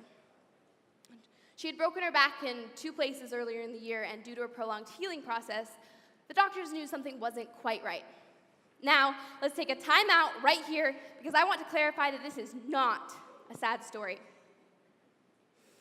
Yes, we did lose her last July, and I miss her every single... Well, I told you it wasn't a sad story. I'm sorry. And I miss her every single day. But this experience has taught me a very important lesson. You might not be able to control anything else in your life, but you get to decide your actions. And my grandma showed me this. You see, even though she was battling cancer, had 2 broken vertebrae and several broken ribs, you would never have known. She still came to almost every single one of my softball tournaments, volleyball games, and any other activity that I was in throughout my entire high school career. You see, she didn't get to decide the ups and downs of her battle. What she did decide was to choose to focus on the opportunities and the life that she could be experiencing instead of focusing on the negative and challenging things in her life. You and I, we might not be suffering from several broken bones or battling cancer, but we still face adversity, challenges, and decisions in all shapes and sizes every single day. And you get to decide how you act. You get to decide if you're going to make the most out of every opportunity because you never know when it might be your last. You get to decide if you're going to study hard for those CDEs and LEs or just wing it. You get to decide how you spend the time that you have left in high school. You get to decide how you treat others. You get to decide. What will your decision be? Now, I'd say that Dr. Seuss does a pretty good job of helping me sum up what I wanted to share with you while I was up here.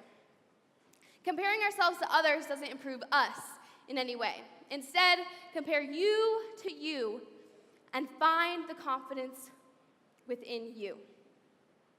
And finally, you get to decide your actions. Decide to do better. Decide to try harder. Decide to include others. Decide to do good. You are you that is truer than true. There is no one alive who is youer than you. Always remember that you are braver than you believe, stronger than you seem, and smarter than you think. You have brains in your head, you have feet in your shoes. You can steer yourself any direction you choose. Thank you, Montana FFA. It's all about you.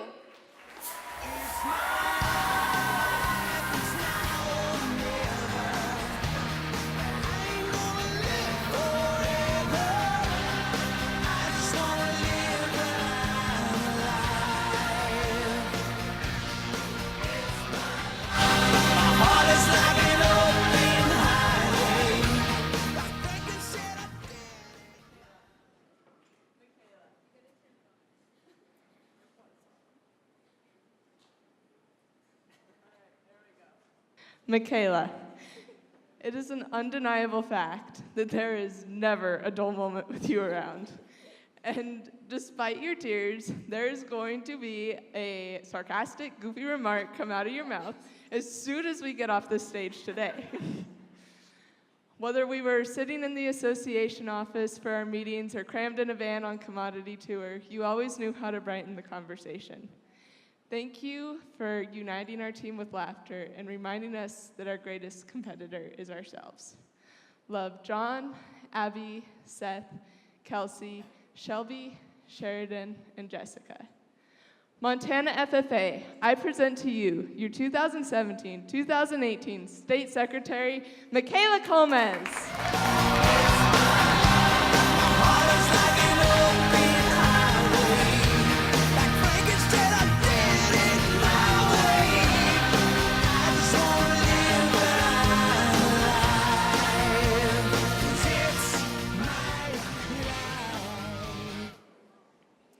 The last line of the FFA motto is living to serve.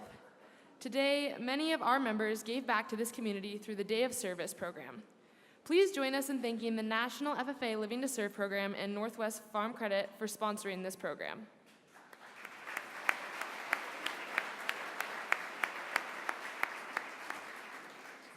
Now, please help me welcome Forsyth FFA Advisor, Mrs. Jan Banks, accompanied by Forsyth FFA members Katie Cardwell, Neela Redding, Chris Fortner, and Jasmine Brown to report on their successful day of service.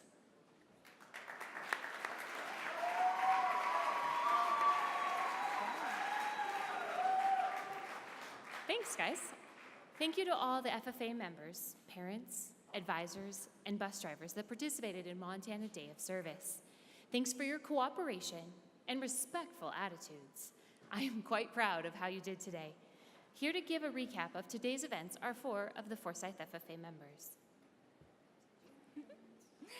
Hi, I'm Katie Cardwell, and these are my fellow organizers, Chris Fortner, Nyla Redding, and Jasmine Brown. Today, 200 chaperones and members bravely took part in Day of Service. We appreciate your willingness to serve and can-do attitudes. There is quite a bit of juggling due to today's snowfall. Members served at the Public Library, Animal Shelter, Goodwill, the Food Bank, and the Senior Center.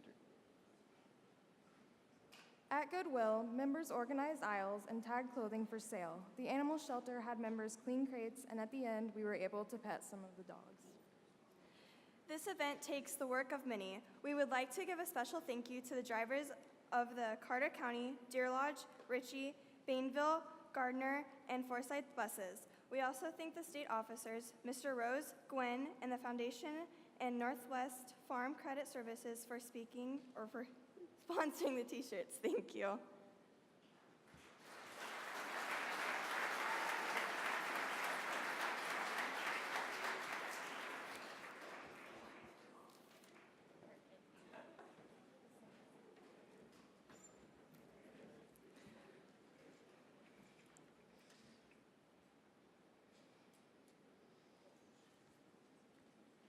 Over the last 13 years, members have volunteered in our communities over 1,200 hours. Congratulations, Montana FFA. Mrs. Banks, the community of Billings, and the Montana FFA Association are very appreciative for your dedication to the program. Thank you all for your hard work making this year's Day of Service a success.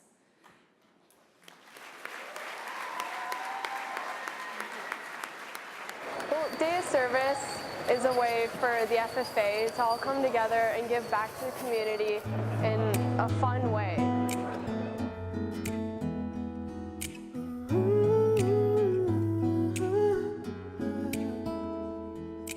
Day of Service means to me is a chance that we get to help our community who have helped us and help people who are less fortunate, or just improve the community in general.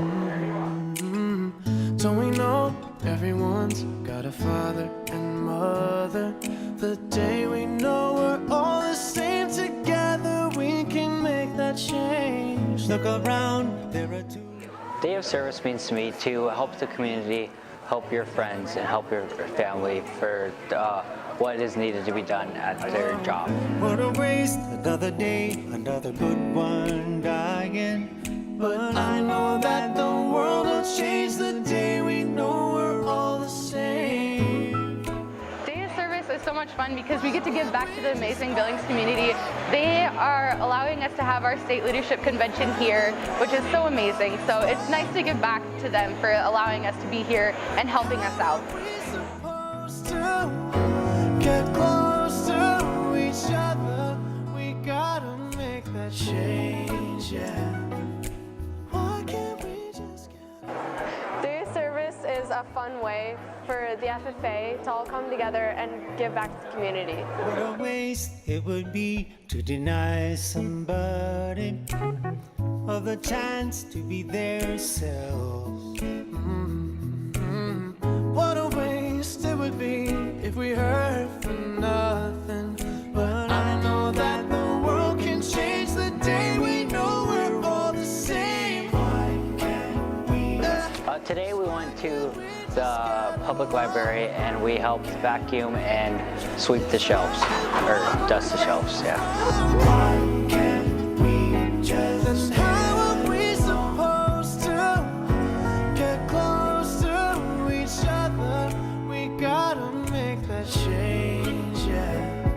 I know means that we get the chance to give back to our community who have given us so much through the FFA program. They've sponsored. I mean, this whole convention, we wouldn't be able to do this convention without the sponsors and our community. So it was really awesome for us to be able to go back through and help out the community. get close to each other. We gotta make that change, yeah. That change, yeah.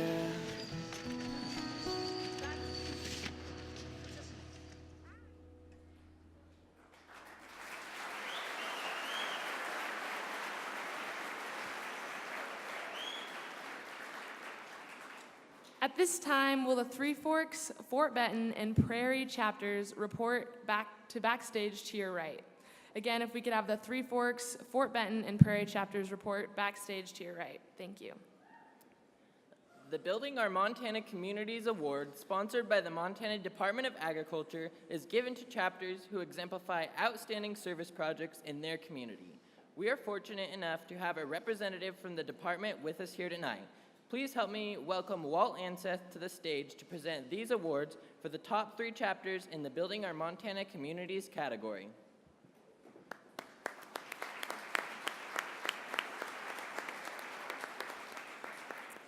Since 1981, the Montana Department of Agriculture has been awarding Building Our Montana Communities grants to outstanding FFA members throughout the state.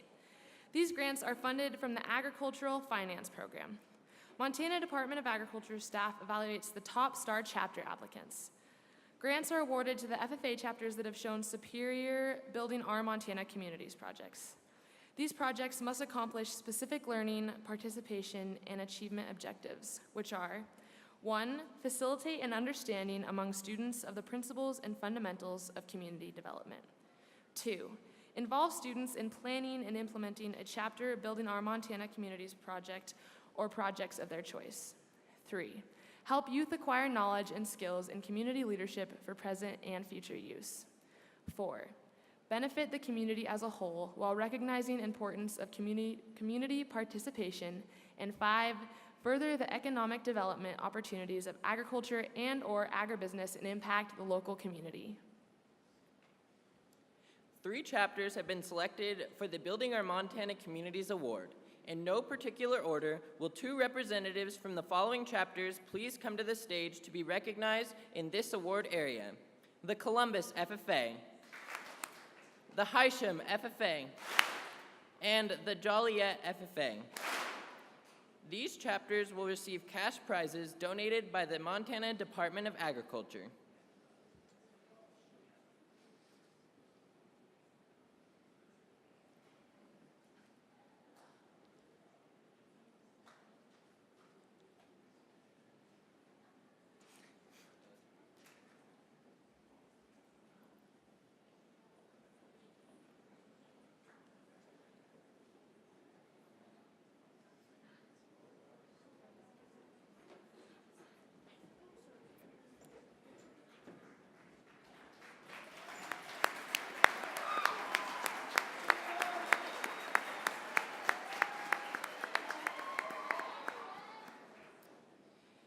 In 3rd place, earning a check for $100 from the Montana Department of Agriculture is the Joliet FFA chapter.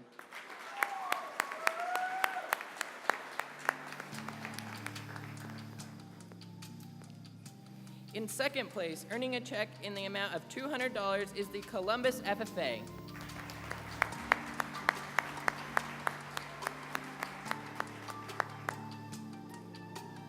And the chapter with the most outstanding community service project is the Hysham FFA chapter, winning a check in the amount of $300 from the Montana Department of Agriculture.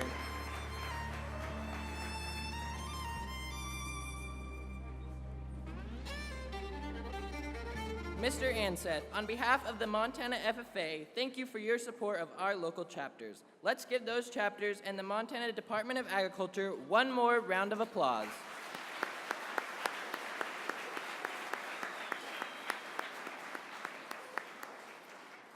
FFA members, please help me welcome to the stage Ashley G. and Kaylee Loudon from the Laurel FFA chapter to perform their talent.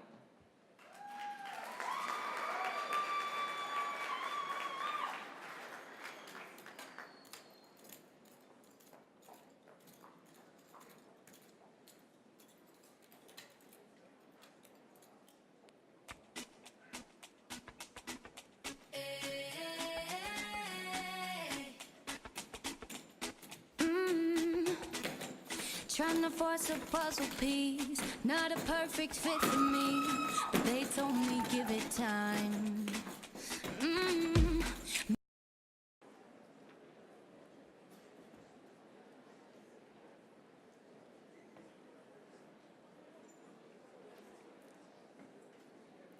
We are very pleased to have with us tonight an associate professor in agriculture education from the Montana State University, Dr. Carl Igo.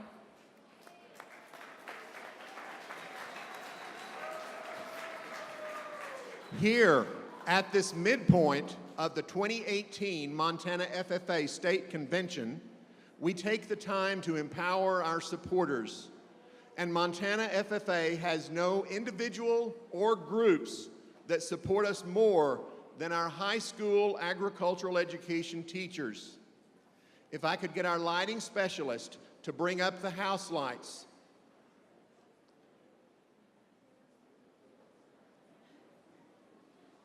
I would like to have every agricultural educator in this room stand and remain standing as high school senior and Cascade FFA member Christina Ike uses her God-inspired talent to provide a musical dedication to all of Montana's agricultural educators.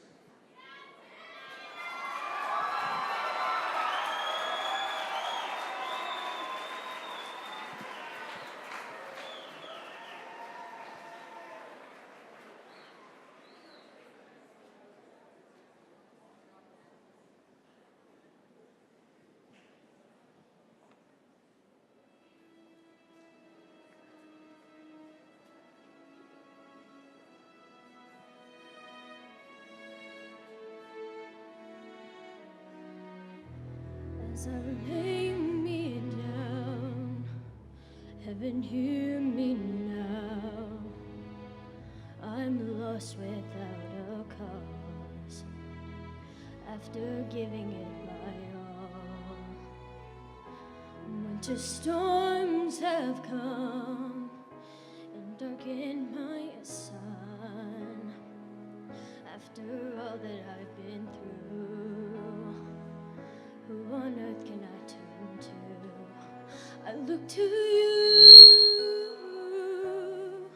I look to you. After all my strength is gone, in you I can be strong. I look to you. I look to you. And when melodies are gone, and you I hear a song, I look to you.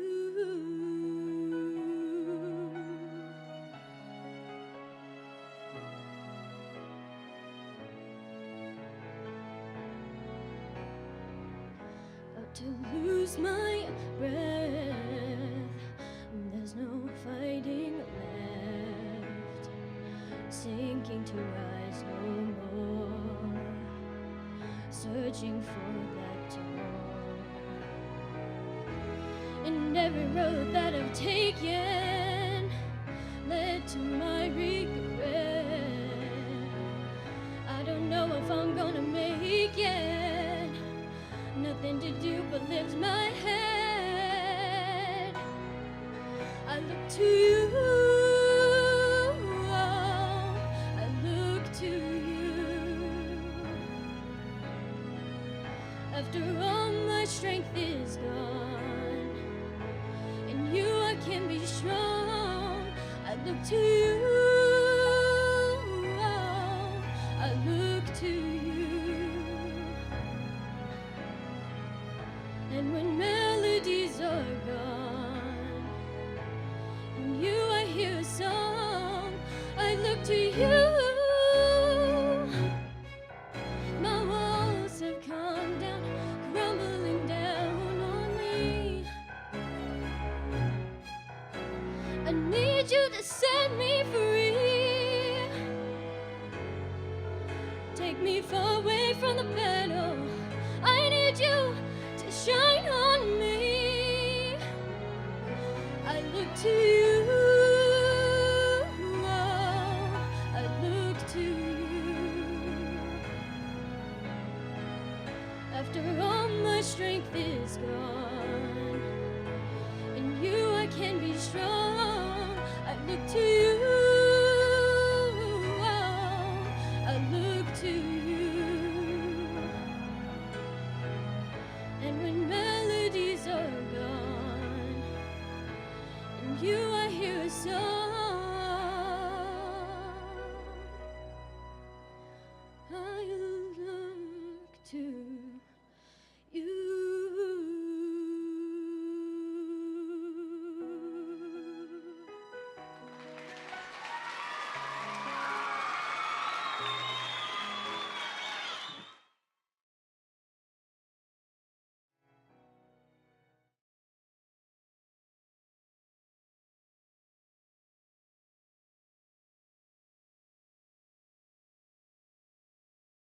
Gate FFA member Christina Ike. Christina, there is no doubt you have inspired us all tonight. If Whitney Houston could have heard this cover of her song, she too would be absolutely amazed.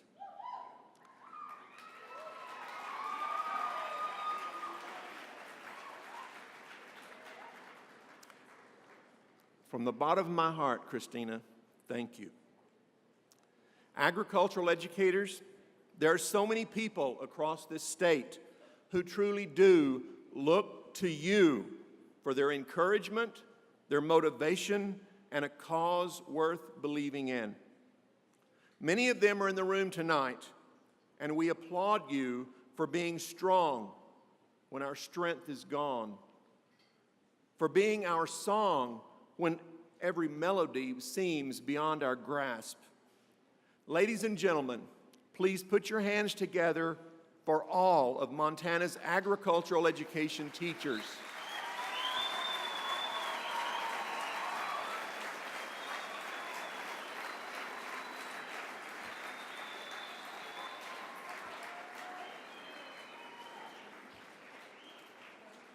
Last September, on the MSU campus, we held the inaugural Teach Ag Day, where, with coordination from our OPI Ag Ed specialist, Shannon Boswell, we brought together high school students who had expressed interest in learning more about becoming a high school agricultural education teacher.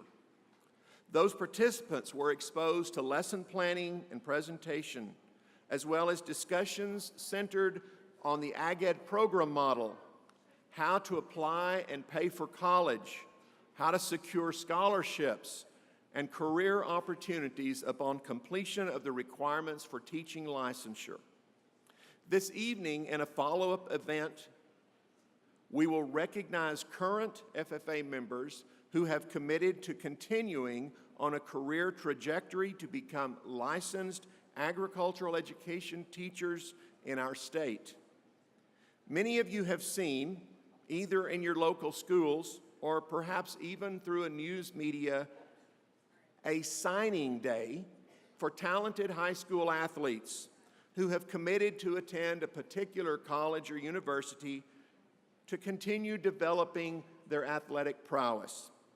Tonight, we are allowing you to witness a similar signing day event for those soon-to-be high school graduates who have applied, been accepted, and commit to attend Montana State University, majoring in agricultural education, broadfield teaching.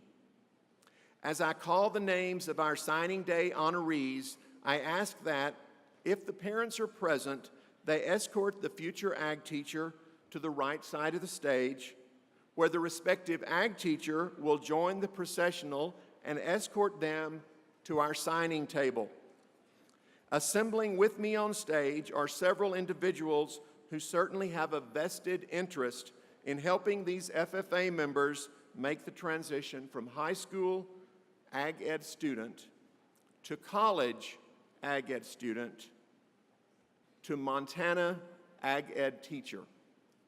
First, my MSU Ag Ed faculty colleagues and my friends, Dr. Shannon Arnold and Dr. Dusty Perry,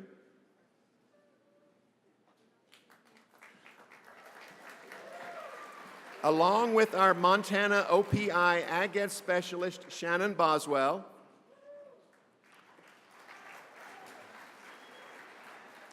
and from the Office of Public Instruction in Helena, the Deputy Superintendent of Public Instruction, Dr. Tim Tharp.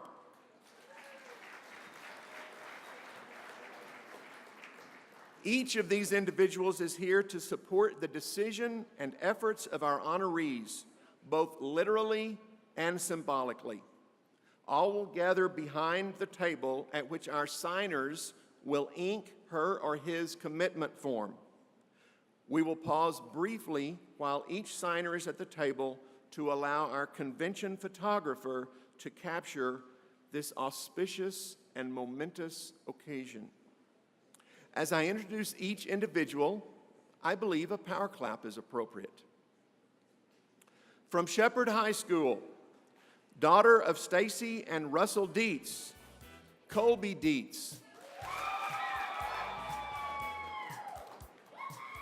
Colby's ag ed teacher is her mom, Stacy Dietz.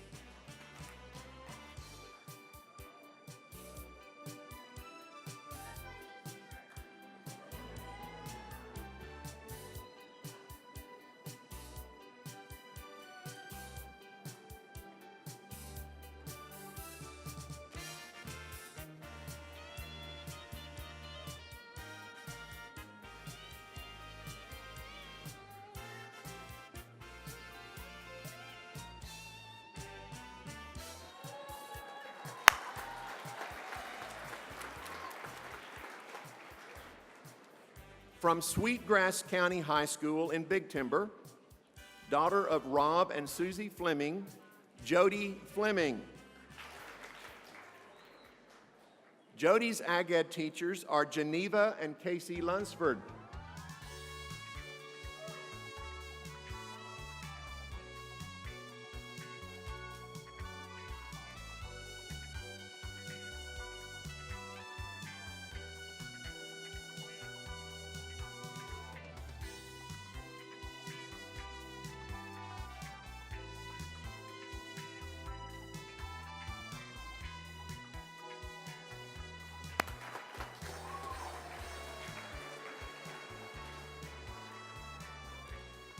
Hailing from Chinook, son of Craig and Michelle Loam, Garrett Loam.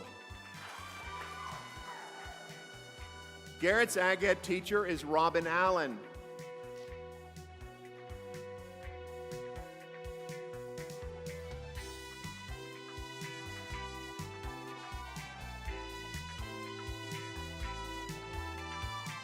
He's actually reading the contract.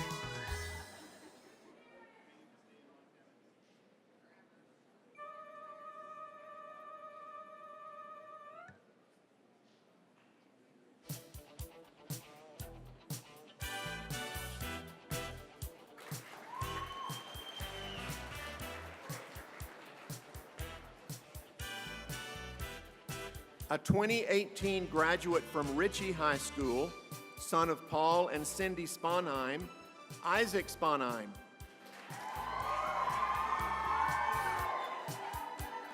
Isaac's ag ed teacher is Kyle Senner.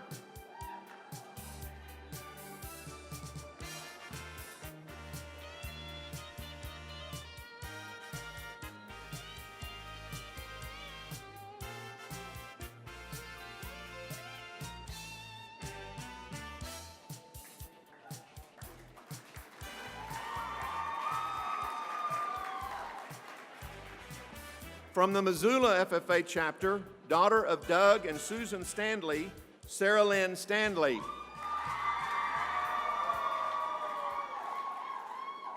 Sarah Lynn's ag ed teachers are Tom Andrews, Cindy Arnott, John Park, and Kristen Rothy.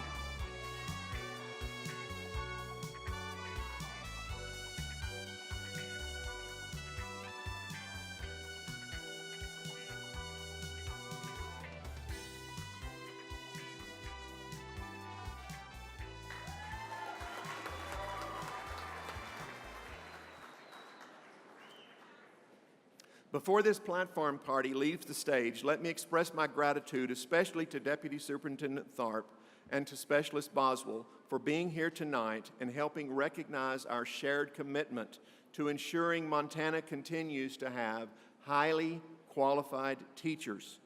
Ladies and gentlemen, please show your appreciation for all these individuals with one more power clap.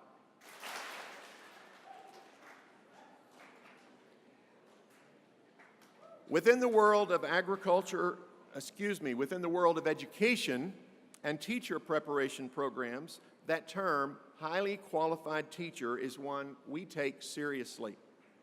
At Montana State University, we aspire to be known for preparing those highly qualified teachers. For Doctors Arnold, Perry, and myself, it is constantly at the apex of what we do. Last year, we wrote a mission statement for our agricultural education program. Our mission is to be the leader in developing quality students to communicate and educate the value of agriculture to communities through innovative teaching, scholarship, and outreach. To help us in accomplishing that mission, we look to you. Now, coming onto the stage are 5 soon-to-be college graduates who are student teaching in agricultural education across our state. Along with them are their teacher mentors,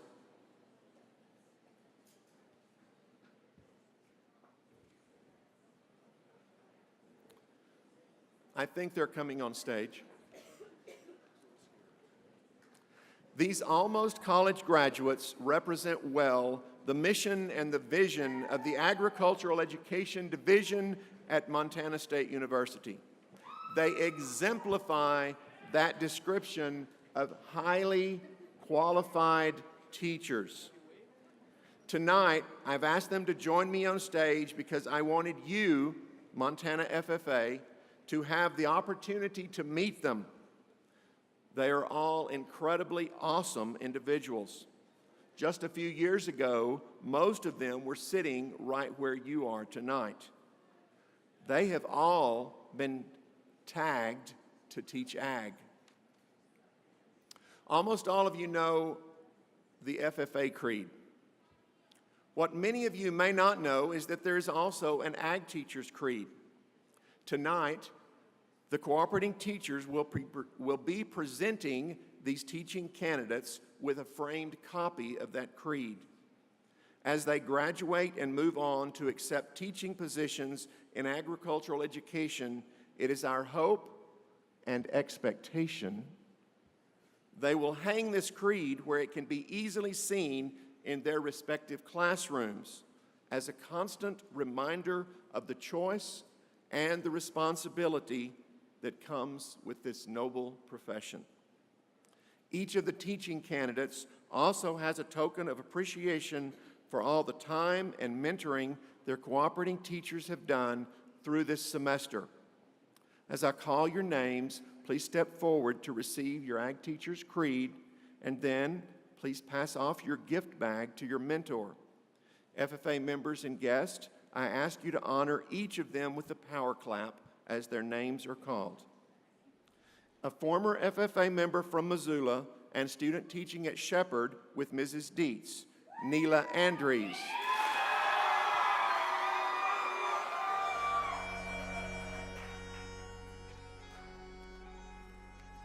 Student teaching this spring under the supervision of Mr. Crest at Harlowton and originally from Sheridan, Cassidy Ganane.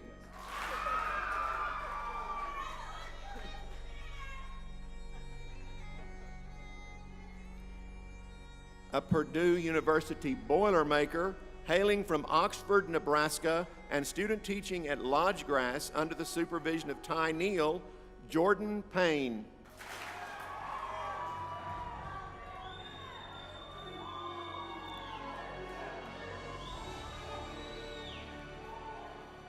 I think you've made an impression, Ms. Payne. Former Joliet FFA member teaching at Cascade with Mr. Tillman, Lisa Stevenson.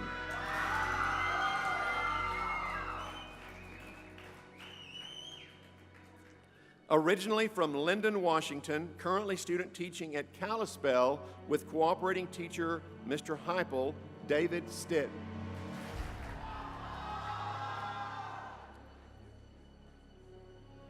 Being mentored by Marshall Williams and the entire Broadus FFA chapter, originally from Harlowton, Justin Wright.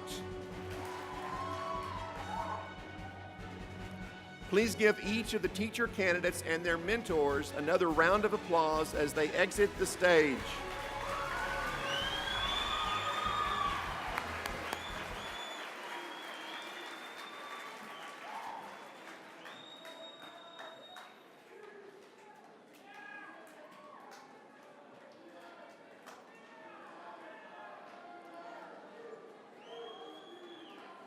Now let's welcome to the microphone our Ag Ed OPI specialist, Shannon Boswell.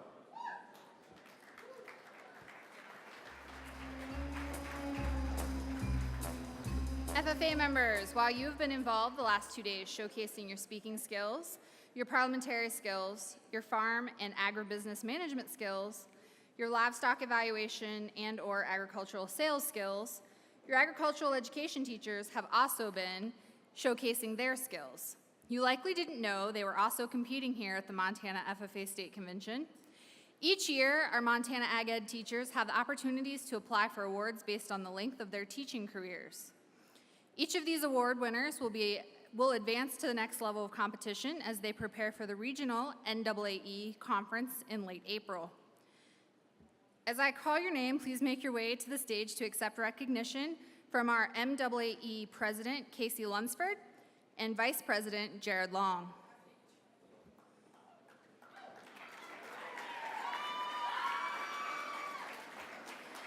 The Ideas Unlimited Award is designed to give teachers an opportunity to exchange classroom, laboratory, SAE, FFA, and other instructional strategies. This award is given to a teacher with a new or unique way of expressing and presenting their ideas to students. The 2018 MAAE Ideas Unlimited winner is Kyle Senner.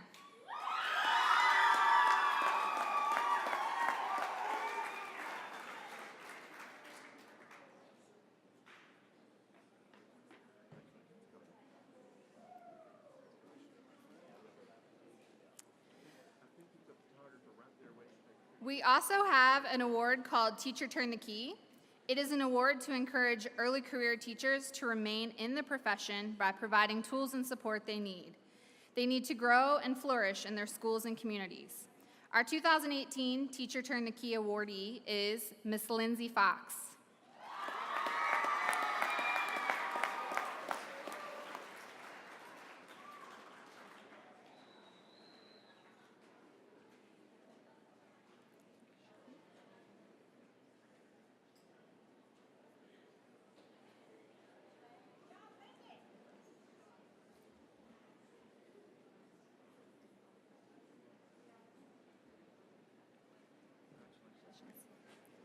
Each year, the MAAE recognizes a teacher who is at the pinnacle of their profession, a person who is conducting the highest quality agricultural education programs.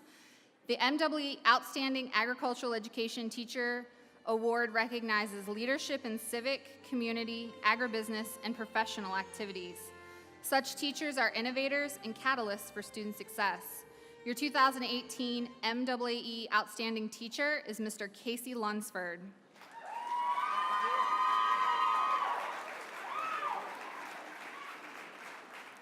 The goal of the MAAE Outstanding Agricultural Education Program Award is to promote outstanding programs as recognized by their peers.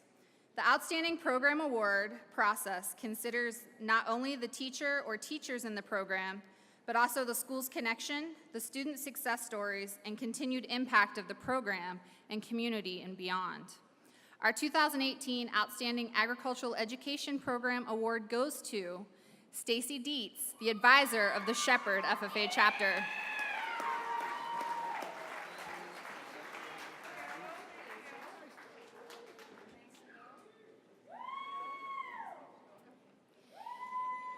Each of these award recipients will receive their plaques during our MAAE Professional Development Conference in June. Please join me in another round of applause for all of our outstanding teachers and programs.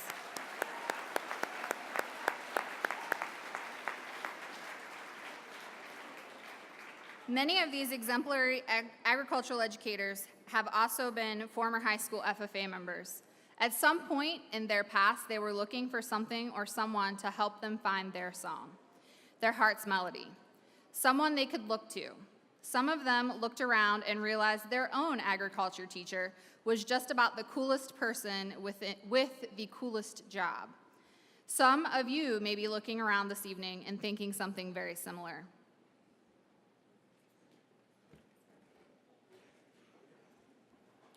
Please help me welcome back to the stage and the spotlight my two agricultural education teaching colleagues at Montana State University, Dr. Shannon Arnold and Dr. Dustin Perry.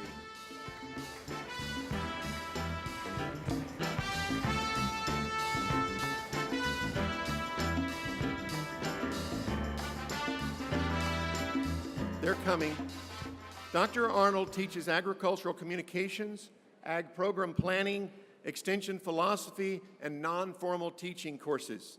She works primarily with ag education students interested in communications, leadership, and extension. Dr. Perry teaches ag construction, electricity, ag computing, and laboratory teaching courses, and I'm feeling really lonely up here on this stage. He and I work primarily with students preparing to become high school and/or community college agriculture teachers. We look to each other for strength and support, and we can honestly tell you that our strength comes from agricultural education. We are motivated and ready to visit with any of you who are looking for that career with a cause, and perhaps think it might be a career in agricultural education. As Christina's song lyrics noted, strength, commitment, and satisfaction come when we may have nothing left to do but lift our head and look beyond ourselves. Although we are all busy with career and leadership development events tomorrow, please stop us, introduce yourself, and let us share with you how our own careers have been enriched by looking to you. Maybe you've already stopped by our booth in the trade show for some of the M&Ms or some of our other giveaways. If you haven't had a chance to come by our booth, I encourage you to stop in tomorrow. We still have a lot of M&Ms to give away. When you look at those bags of M&Ms, I hope you will note the tagline we attached to each and every one of the 600 bags we packed to bring and give away to you. It says, agricultural education, a career to melt your heart, not your head. There are a lot of careers for which agricultural education and FFA raise your awareness and help you prepare. From where I stand, none is more fulfilling than becoming an agricultural educator.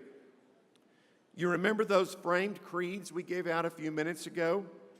I've had one of those hanging on the wall in my classroom and/or my office since 1984. And the words are as inspiring to me today as they were back when I had hair. In part, it says, I will work for the advancement of agricultural education, and I will defend it in my community, state, and nation. My love for youth will spur me to impart something from my life that will help make for each of my students a full and happy future. When you start the real efforts to look and find focus for your own life, I humbly ask you to consider a career in agricultural education. Talk to your teachers about becoming an ag ed teacher, whether it's on the trip home, next week, next month, even next year. Talk to any of these teacher candidates or the MAAE award winners we recognize tonight. Get online, look at the MSU Agricultural Education webpage or our MSU Ag Ed Facebook page. Get out your phones, Google, tagged to teach ag. Dr. Arnold, Dr. Perry, and I look forward to talking with you individually or collectively about the limitless possibilities that come with a degree and a career in agricultural education.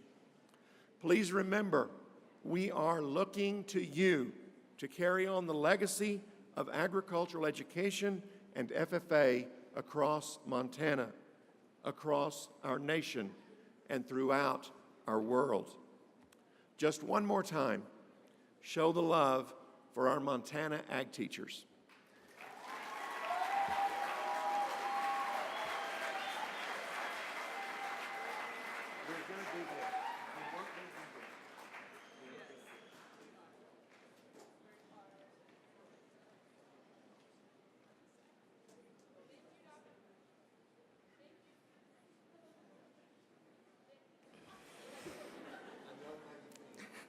Thank you, Dr. Ago and Montana Agriculture Education staff, for influencing our future educators.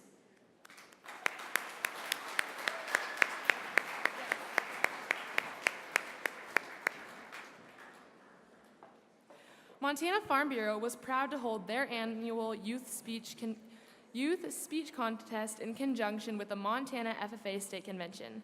One of Montana Farm Bureau's most important goals is to help with the ag education and the leadership development of Montana's youth. This year, competitors were asked how they could utilize social media to positively impact the public perception of Montana agriculture. They then prepared a 2.5 to 4 minute speech that included their plan to address hot topics in agriculture, such as genetically modified organisms and animal welfare via social media. 7th, 8th, and 9th grade students submitted a transcript of their speech, and the top 20 contestants were invited to compete yesterday morning. This year, the Farm Bureau has awarded over $1,000 to the top 5 winners in this contest. Winners of this contest have already received their checks. Please help me welcome to the stage Farm Bureau's Vice President, Cindy Johnson, to help recognize these individuals.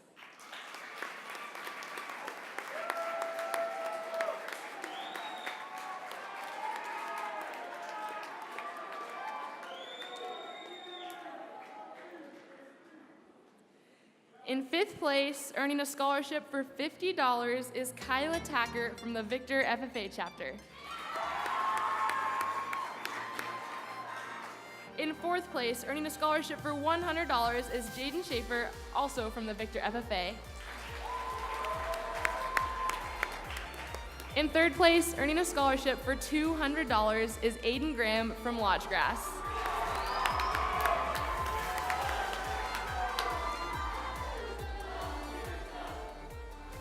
In 2nd place, earning a scholarship for $300, is Claire Stanley from the Missoula FFA.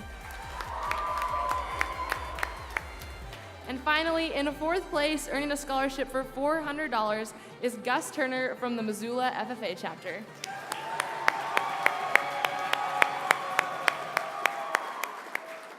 Let's give one more big round of applause for our Farm Bureau contestants.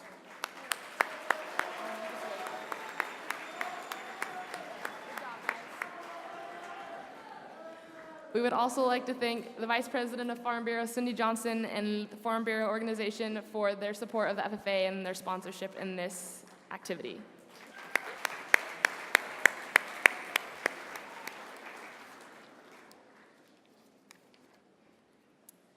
Today, the chapter secretaries' books, treasurers' books, scrapbooks, and the Hall of Chapters displays have been judged by special guests. The top 3 in each category will be recognized. First, to award the top secretary's book, our very own State Secretary, Michaela Gomez.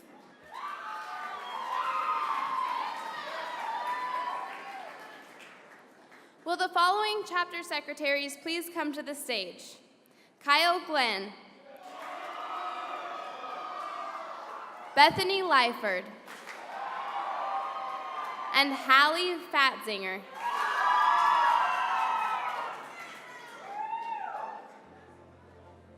Good hustle, good hustle.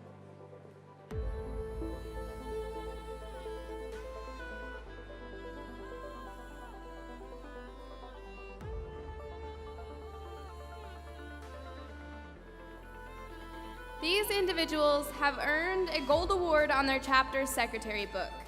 This office requires that the holder keep a typed record of all meetings sanctioned within the chapter, handle the chapter's correspondence, and help the president prepare meeting agendas. A secretary's book offers the only legal record of the meetings of an organization. The chapter secretary must be a willing individual with a true desire to help their chapter. The 2018 third place secretary's book belongs to Hallie Fatzinger of the Ritchie FFA chapter. The 2018 second place secretary's book belongs to Kyle Glenn of the Missoula FFA chapter.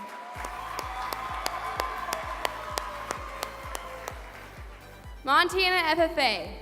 This year's first place secretary book belongs to Bethany Lyford of the Kalispell FFA chapter.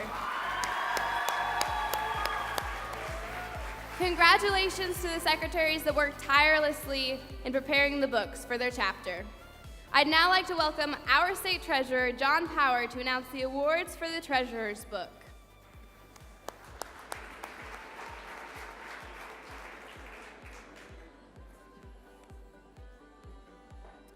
Will the following chapter treasurers please come to the stage? Kyler Brown, Cole Dykhuizen, and Zach Zimmerman.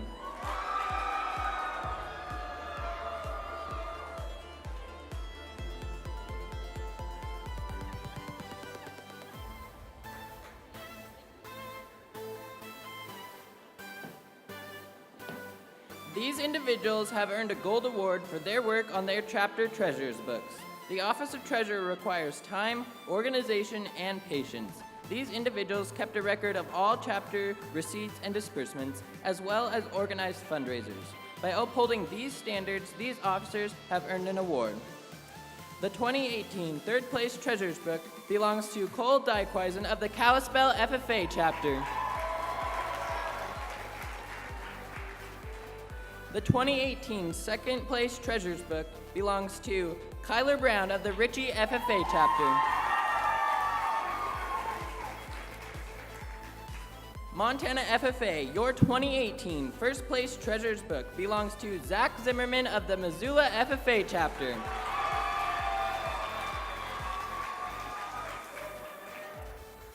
Now, please welcome your state reporter, Kelsey Kraft, to the stage to announce the Star Scrapbook and Star Reporter. Will the following members who developed their scrapbook please come forward? In no particular order: Missoula, Hinsdale, and Broadwater.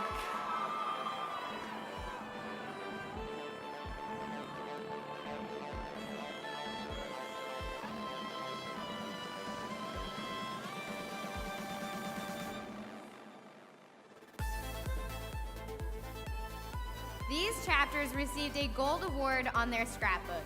The chapter scrapbook is a record of a chapter's activities throughout the year. It includes pictures, news articles, and other important information. These individuals' hard work has put their scrapbook among the top 3 in Montana. The third place scrapbook belongs to the Broadwater FFA.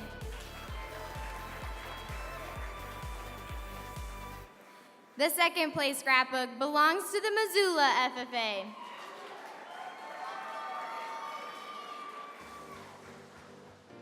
Montana FFA, your 2018 first place scrapbook belongs to the Hinsdale FFA chapter.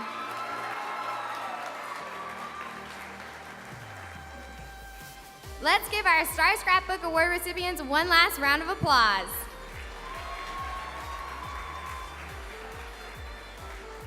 Will the following chapter reporters please come to the stage in no particular order? Stephanie Rollins of the Electric City FFA chapter. Casey LaFramboise of the Cascade FFA. And Michael McKay of the Corvallis FFA.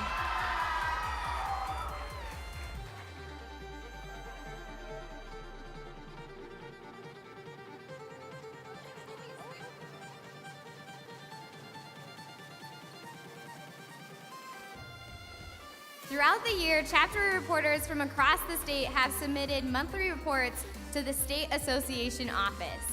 Reports are scored based on their organization, readability, effectiveness, spelling, and grammar. Award winners were selected based on the amount and quality of chapter reports being submitted to the State FFA office by a chapter. These 3 individuals have earned a gold award for their efforts as their chapter's reporters. In third place, Cassie LaFramboise of the Cascade FFA.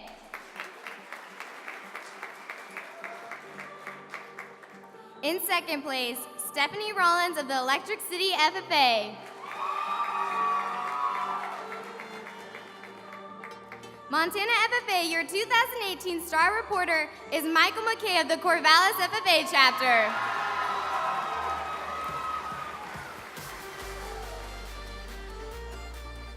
Now please help me welcome your state parliamentarian to the stage to announce the Hall of Chapters results.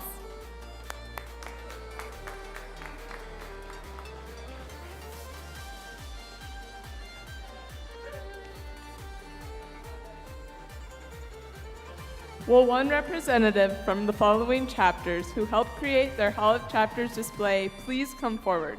In no particular order. Fromberg, Belfry, and Park.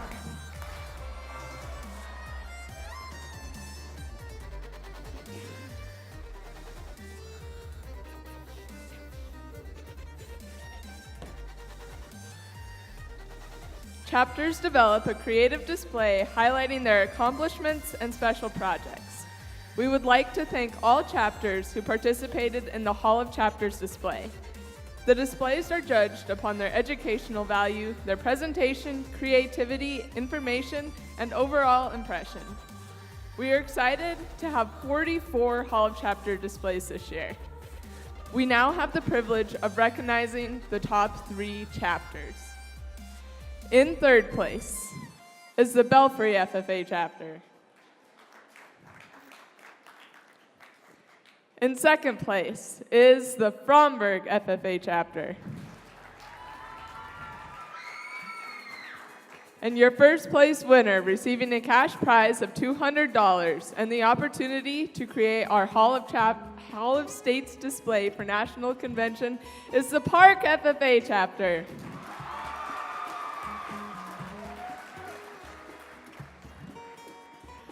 All of the secretary, treasurer, and reporters' books, as well as chapter scrapbooks, will be on display tomorrow morning in the lobby. Now, please welcome back to the stage your state president, Sheridan Johnson, as well as your state secretary, Michaela Gomez, to close tonight's session.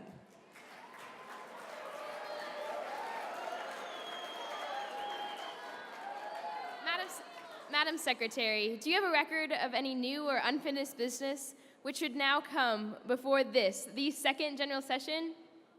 The third general session, Rise Beyond the Obvious, will be held tomorrow night at 6:45 p.m. Highlights include the presentation of the Proficiency Awards, as well as recognition of nearly 200 state FFA degree recipients, and the Stars Over Montana pageant. Tomorrow's tour offerings are held at Ranch House Meats, loading on the Culbertson bus, or Woods Power Grip, loading on the Cascade bus. Both tours are free and are available to the first 40 people who sign up in the lobby. Both tours will leave at 9:30 tomorrow morning from the main lobby of this convention center. If trade show vendors are not present by 2 o'clock tomorrow afternoon to sign your convention programs, we'll accept programs with all of the other signatures. Thanks again to Northwest Farm Credit Services and Montana Army National Guard for sponsoring tonight's session, and the Alpha Gamma Rho fraternity for sponsoring the main stage for this convention. Does any member know of any new or unfinished business which should properly come before this second general session? We are about to adjourn the second general session of the 88th Annual Montana FFA State Convention. As we mingle with others, let us be diligent in labor, just in our dealings, courteous to everyone, and above all, honest and fair in the game of life. Fellow members and guests, please join me in a salute to our flag. I pledge allegiance to the flag of the United States of America and to the republic for which it stands, one nation, under God, indivisible, with liberty and justice for all. I now declare this meeting adjourned.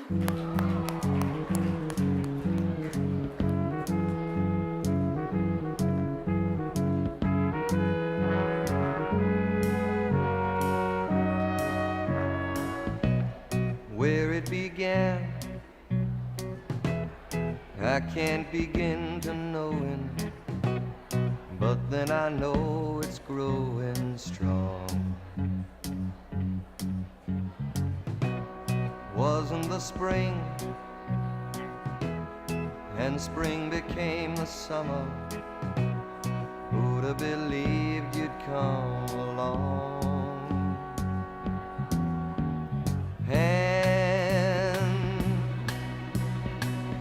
Touching hands, reaching out, touching me, touching you. Sweet Caroline,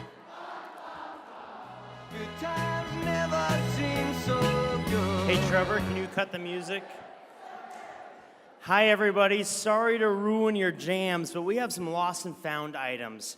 We have a pair of glasses in a brown leather case. We have a brown Montana PBS mug. We have a pink hairbrush, and we have some Pepto-Bismol. So if any of these things are yours, please make your way to the stage so we can get them back to you. Enjoy. We also have some lost and found items back at the tech booth, so please stop in if you're missing anything. Enjoy Sweet Caroline. Burden runs off my shoulders. How can I hurt when holding you? Warm, touching warm, reaching out, touching me, touching you.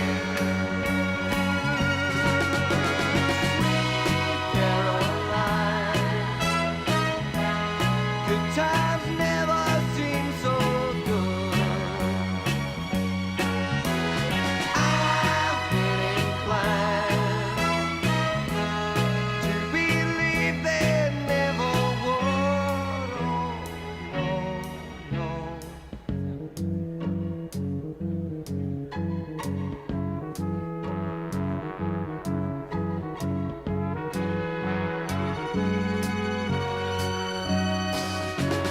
Sweet Caroline, good times never seem so good. Sweet Caroline, I believe they never could.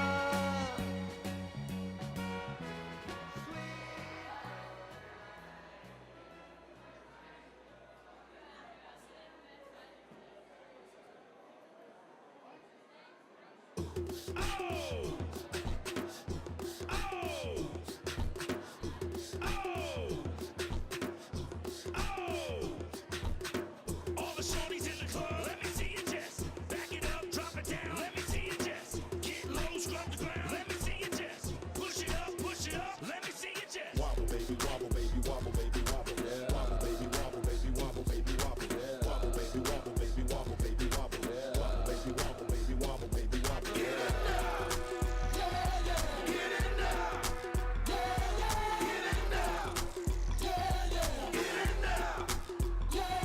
Hey, big girl, make a bag it up. Make a bag it up. Hey, big girl, make a bag it up. Make a bag it up. Hey, big girl, make a bag it up. Make a bag it up. Hey, big girl, make a bag it up. Make a bag it up. I got them shaking they boobies like Congos, man. I'm shaking the city like quakes. The haters blue in the face like Gonzo, cause I'm breaking the cake, so let's bake. I'm taking the game's mine. Yeah, I witnessed the change, it's my time. Yeah, I'm new to the game, but y'all might wanna say your whack raps, daylight saving time. I can dance, homie, on two-step.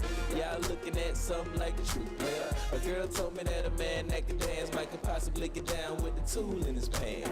Now, my ladies, let me see it vibrate. And when it's over, you ain't gonna need your bird.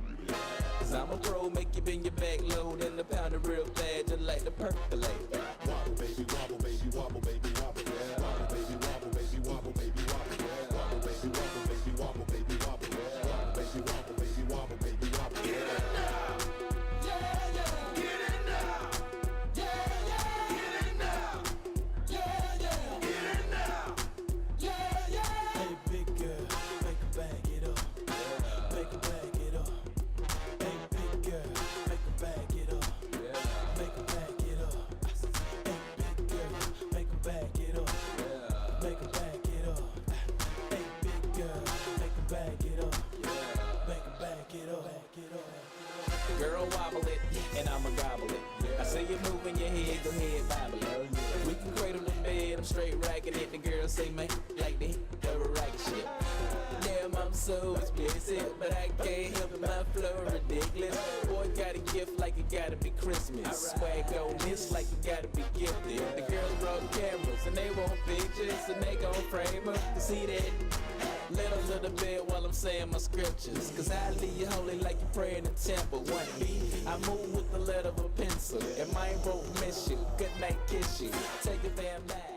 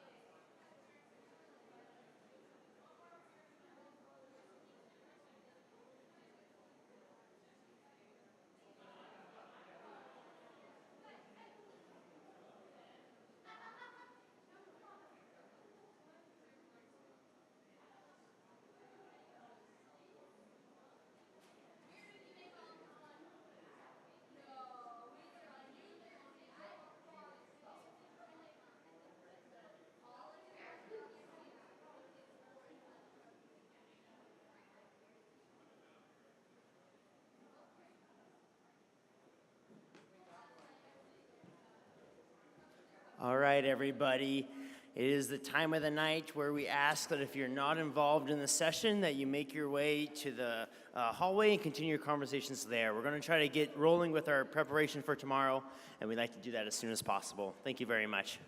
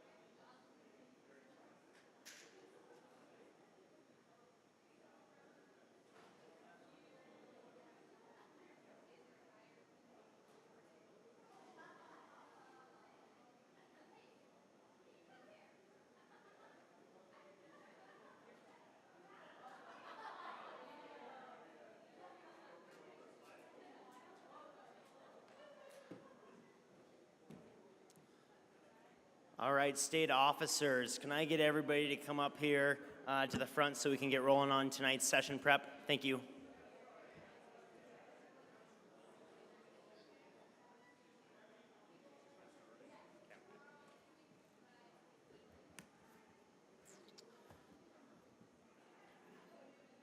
We need Michaela's computer. Michaela, can we get your computer? Your computer? What else we need? We start rock and roll. Yeah, I think that we want to talk about tonight's session or just start with Fridays. Oh, we'll just say, I can just say good job or whatever. I mean, I have anyway, so yeah, we can just jump in. Okay. Yeah, let's get on stage here. Abby, John, Sheridan, and Kelsey, come on up.